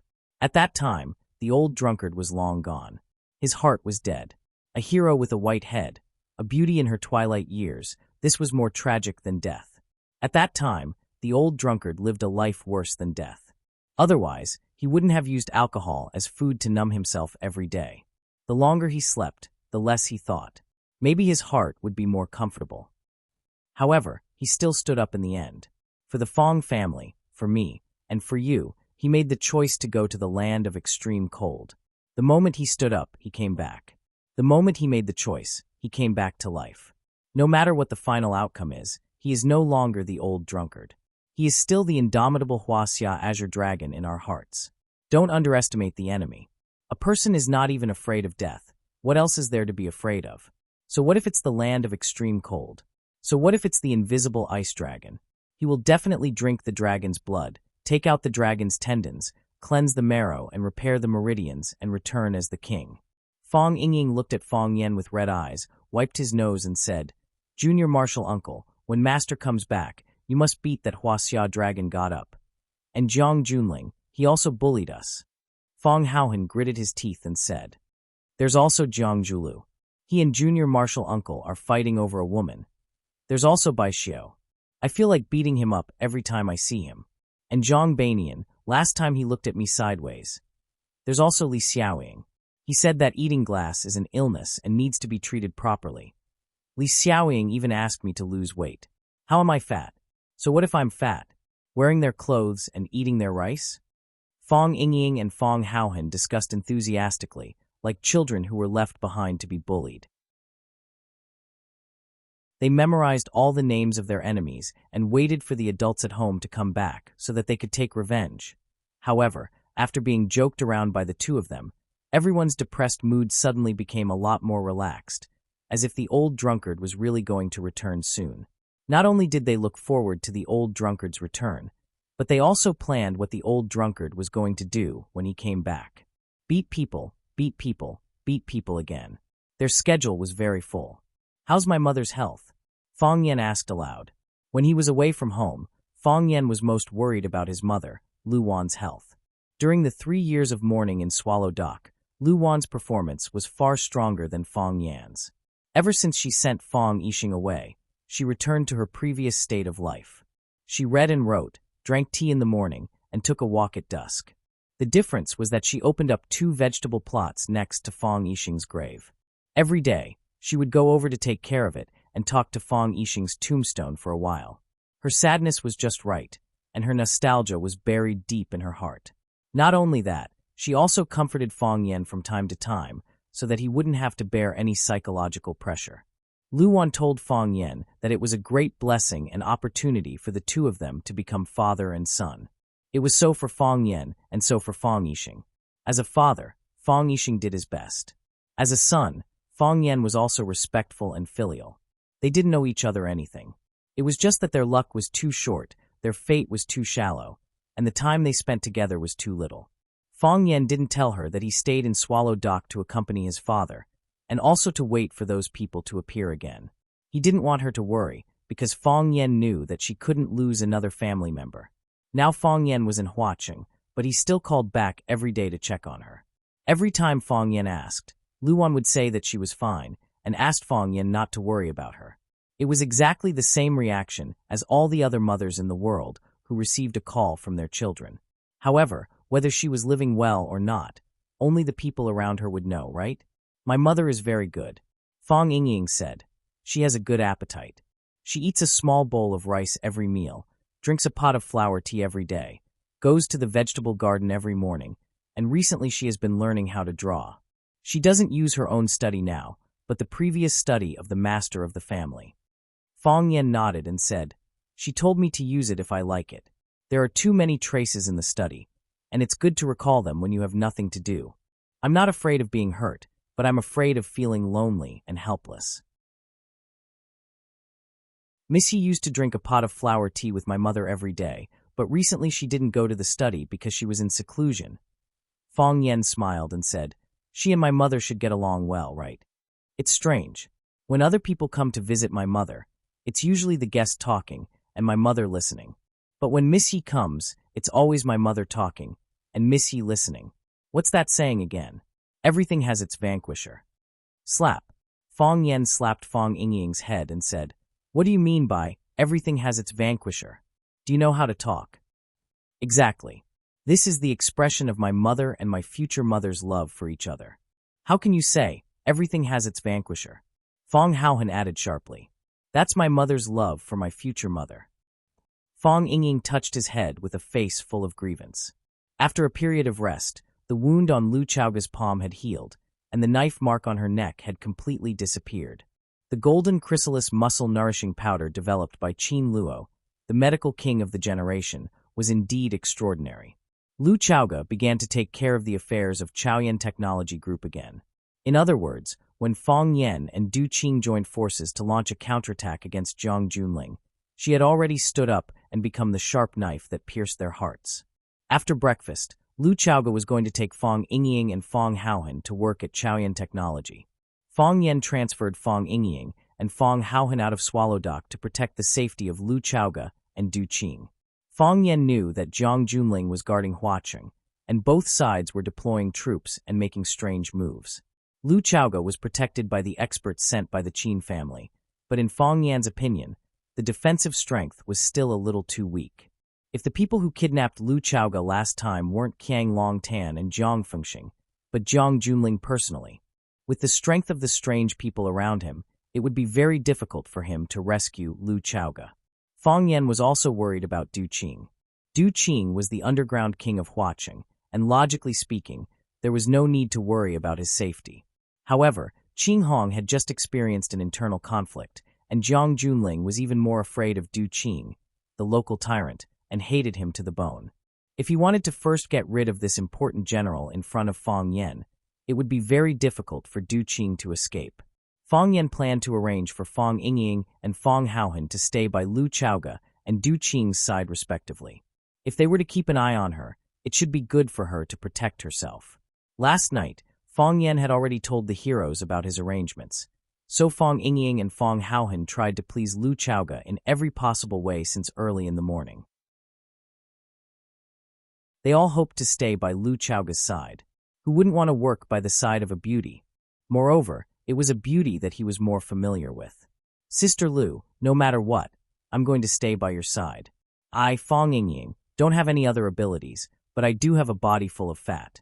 If you encounter danger, this body of fat will always be in front of you. It can't be pierced by knives, and it can't be broken by bullets. I'll guarantee Sister Lu's safety. Fang Yingying patted his chest hard and said with a serious expression, You don't have any other abilities, but you're good at bragging. Fang Haohan immediately ridiculed him from the side. So what if I have a body full of fat? Other than moving slower, what else can it do? You still have the face to say that your fat can't be pierced by knives or bullets. Let me stab you with a knife and see? Let me try shooting you? Fang Haohan, other than eating glass, what else can you do? Do you know that this illness of yours will ruin big things? Sister Lu often has to go to some important events and often meet some important people. They are talking about business worth tens of billions, and you pick up a glass cup and eat it noisily. Those who know you will know that you're sick and need to be treated. Those who don't know you will think that you're crazy. Miss Lu needs an ace bodyguard with a good image and temperament, like me and Qining. If you go, you'll bring down Miss Lu's status. Du Qing is more suitable for you. He's the boss of a gang. When he's negotiating with people, you can pick up a beer bottle and eat it noisily. Don't you look majestic and prestigious? Who would dare to object to his conditions? Fang Yan glanced at Lu Chaoge and said, What's the name of Du Qing's daughter? I think she's called Liya. Lu Chaoge immediately understood Fang Yan's meaning and said, She's young, beautiful, and has outstanding abilities. She's the future successor of Green Cloud Group. Last time, Boss Du said that he wanted me to help her find a young and talented man to be her son-in-law. Yesterday, he even called me to urge me to ask if I found a suitable candidate. For such an important matter, how can I find a suitable candidate in such a short time? Liya? Fang Yingying and Fang Haohan's eyes immediately lit up. There should be information about her on the internet. You can search for it, Fang Yan said. Fang Yingying and Fang Haohan quickly took out their phones to search. When they saw Liya's photo, their eyes were about to spit fire. Fang Yingying beat his chest hard and said, Sis, look. A young and talented man is right in front of you. There's no need to look. I'm the right person. Plop. Fang Haohan directly knelt in front of Lu Chaoge. When he raised his head, Fang Haohan's eyes were already filled with tears. I didn't have parents since I was young. Fortunately, Master picked us up from the outside. Otherwise, I would have definitely gone astray and become a hooligan who would harm society. My body is sick, and I have to eat glass for no reason. I'm ugly. I'm not even as good as Fang Yingying. Fang Yingying grinned. Fang Haohan rarely took the initiative to praise himself. As he laughed, his expression froze. He shouted at Fang Haohan, Fang Haohan, what do you mean by you're not even as ugly as me? Fang Haohan hugged Lu Chaoge's calf and said, I'm already so old, but I've never been in love. Other than you, no girl has ever smiled at me. Fang Yingying has a female police officer. He is a man who is loyal to his feelings and will not change easily. But where is my love? Sis, I want to fall in love.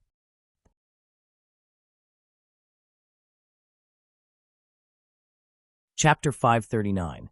Fang Haohan was sent to Du Qing as he wished, and Fang Yingying was taken to Chaoyan Technology by Lu Chaoge. Fang Yingying was full of grievances, but he was a man who was serious and loyal to his feelings. Since he had fallen in love with Sun Li before, he must persist in his feelings. He didn't even have a chance to refute. Fang Yan drove to school for work. The security guard was doing the same regular and leisurely work as before, checking the post. Fang Yan didn't stand at the school gate to check the post. Instead, he sat in the security booth, made a cup of tea, and read the newspaper. Life at school was very comfortable and leisurely. It was suitable for Fang Yan's state of mind to rest and relax at this time. 3 years ago, the heart of Tai Chi made a breakthrough. Fong Yan defeated Chenya Military Department and became a new star in the martial arts world. Because his father, Fong Yixing, died in the battle, Fong Yan's body was full of hostility, and the heart of Tai Chi was covered in dust. In the past 3 years, the heart of Tai Chi didn't make any progress or show signs of another breakthrough. Fong Yan wanted to know what the heart of Tai Chi would be like after another breakthrough. Fong Yan wanted to know what the heart of Tai Chi would be like after another breakthrough. The way of Tai Chi was to let nature take its course. The more anxious you were, the more you would retreat. The reason why Yi Ro could make another breakthrough so quickly was also related to her mentality of having no desires. Yi Ro could have no desires, but could Fong Yan also have no desires? Yi Ro believed in martial arts wholeheartedly, while Fong Yan pursued the great power that the breakthrough of martial arts would bring to him. Only with power could he protect himself and avenge his father. Stay calm. Fong Yan comforted himself countless times in his heart. When he was in Swallow Dock, facing his father's tombstone and the traces left by his father, it was difficult for him to maintain this kind of calmness. However, he could do it in school. This was a school, a place where teachers taught and educated people, a place where students absorbed nutrition and rich knowledge. This was a sacred place, so sacred that it couldn't be tarnished and destroyed by the scheming, violence, and cruelty outside. At least, that was what Fong Yan thought. Baldy walked over with a teacup in his hand and said, "There's nothing much to do here. You can take a walk around the school. The scenery at the Sparrow River is not bad." Ever since he saw Fong Yan bring his own teacup to make a cup of hot tea every day, Baldy also developed the habit of holding a teacup at work every day. He would take a sip from time to time when he was talking to others. This kind of behavior made him feel very cultured. Later, this habit became a trend, and everyone in the security office of Rosefinch Secondary came to work with a cup of tea. If someone came to the security office to work, they would often see such a scene. Baldy took a sip of tea from his teacup and said, "There are a few more brats who are late today." Wang Chong also took a sip of tea and said, "I've written down all their names. I'll put up a notice in a while. It's time to teach these brats a lesson." Li Daong raised his head and gulped down a big mouthful of tea. He said, "What are we eating tonight? Fish with pickled cabbage and chili? I think the dried pig intestines from second brother Lu's family are not bad." "Pooh. Li Daong, who are you poohing?" "I'm not poohing anyone. The tea got stuck in my throat." Fong Yan glanced at Baldy and said, "Did I affect your performance again? Look at what you're saying. I'm just afraid that you'll be bored sitting here." Baldy laughed and said, "I know you cultured people like to see these mountains and rivers, so I mentioned it. If you don't like it, just pretend I didn't say it." Fong Yan stood up and said, "Then I'll go and take a look." Go. I'll call you if there's anything." Baldy said, "But nothing will happen. What can happen to our security office? Since you came, there's not even a hoodlum at the school gate. You say, if this goes on, will Principal Zhong remove our security office? Hasn't he been cutting the school's expenses recently? You think too much." Fong Yan said snappily. Zhong Dai was indeed cutting down on expenses recently, but it was all for some unnecessary research projects. No matter how much he cut, he wouldn't cut the security office. Zhong Dai and Fong Yan had the same idea. The safety of the students must be absolutely the first priority. Hee, it's good to hear that. It seems that I really thought too much." Baldy said slyly. He asked that stupid question just to sound out Fong Yan's mouth. If Fong Yan said he wouldn't remove it, then he definitely wouldn't remove it. Fong Yan stood up and walked into the depths of the school. The Sparrow River flowed quietly, and the surface of the lake was covered with a layer of gold. The Sparrow Bridge was still there, becoming the bridge that connected the two sides. Fong Yan strolled along the river. The trees were dense, the grass was long, and the soil exuded an alluring fragrance. The scenery was beautiful, and it made people feel relaxed and happy. Seeing that there was no one around, Fong Yan stood by the side of the Sparrow River and put on a Tai Chi stance, preparing to do a round of Tai Chi focused on the mind and not the routine. The body moved at will, which was why the heart of Tai Chi appeared. Concentrating, the Dantian fire ignited. Whatever he thought of, he would go wherever he thought of. His Tai Chi plum blossom steps produced plum blossoms in 3 steps, and his Tai Chi palm became the wind. He wore a green robe and had a jade-like face. When he was quiet, he was like a crane playing in the water. When he was heavy, he was like a roaring dragon. He lifted something heavy as if it were light, and something light as if it were heavy. He was sometimes fast and sometimes slow, sometimes hidden and sometimes visible. All his skills were now under the early morning sun. What a natural Tai Chi! A loud shout came. Fang Yan stopped and turned around. He saw the excited Ho Jindong, the martial arts fanatic, standing not far away and sizing him up. "Why are you here?" Fang Yan asked. Fang Yan didn't ask how he got in. With the martial arts fanatic Ho Jindong's cultivation, he could even enter and exit within the red walls, let alone a school. Baldy and the others could stop the gangsters and ruffians, but they couldn't stop an expert from the Jianghu. They probably didn't even know that a martial arts fanatic had entered, right? "I'm here to thank you in person," the martial arts fanatic said with a smile. "Thank you?" Fang Yan asked, puzzled. He didn't remember doing any favors for the martial arts fanatic. If possible, he wished that he had never met this maniac. "You are my enlightened master," the martial arts fanatic said, looking at Fang Yan with a smile. "I've loved martial arts all my life, and I like to see everything clearly. I've seen fists, palms, knives, spears, swords, rods, Shaolin and Wudong. I've wandered around and experienced hundreds of battles. Some have narrowly escaped death, and some have easily defeated the enemy. In the end, I got the word fanatic. Only when you love to the extreme can you become a fanatic. I like to be called martial arts fanatic." However, it was also because he was too obsessed that he went astray. Wanting to understand everything would only make people more and more confused. "I want to find an answer to every question, but many questions have no answer. I open my eyes wide to observe the mountains and rivers, but I can't see the mountains and rivers in front of me clearly. Recently, I've been feeling upset and confused. I always feel that there's something I don't understand, but I can't find out what the problem is. By chance, I met you by the Pearl River, and on a whim, I came up with a question to test you. I didn't expect that you would give me such a surprising answer." Fang Yan looked at the martial arts fanatic and said, "Is this the reason you thank me? Because there's no solution, so there's no need for a solution. Because there's no answer, so there's no need for an answer." The martial arts fanatic laughed and said, "This is what your little girlfriend told me. Your way of solving problems, let me find a new way of thinking. Standing in your way of thinking and observing myself, I learn not to look. I don't look at mountains, water, or anything in the world. I don't look for it, I just chase it. In this way, sitting and observing myself, I understand myself better. The biggest enemy of mankind is themselves. It's just that too many people don't understand this." Fang Yan nodded with a smile and said, "Congratulations." For a martial arts fanatic, the flash of inspiration and understanding of ideas were more joyful than the happy event of the wedding night or the passing of the exam. Fang Yan was also a martial artist, and he was also ecstatic when he realized the heart of Tai Chi when the heart of Tai Chi died. He was also sad and depressed, and it was difficult for him to face his family and himself. If someone could help him break through the heart of Tai Chi again, he would even be willing to marry, if the person was a beautiful woman. This is a big event in my life. So, I have to come here personally to thank you. I will remember this kindness for the time being, and I will return it in the future. You don't have to remember the kindness." Fang Yan waved his hand and said, "At that time, I just didn't want to trouble you, so I solved your fairy flowers. As for the enlightenment you gained from my way of solving problems, it's also your own experience and good fortune, and it has nothing to do with me. If you really want to thank me, just don't fight with me anymore."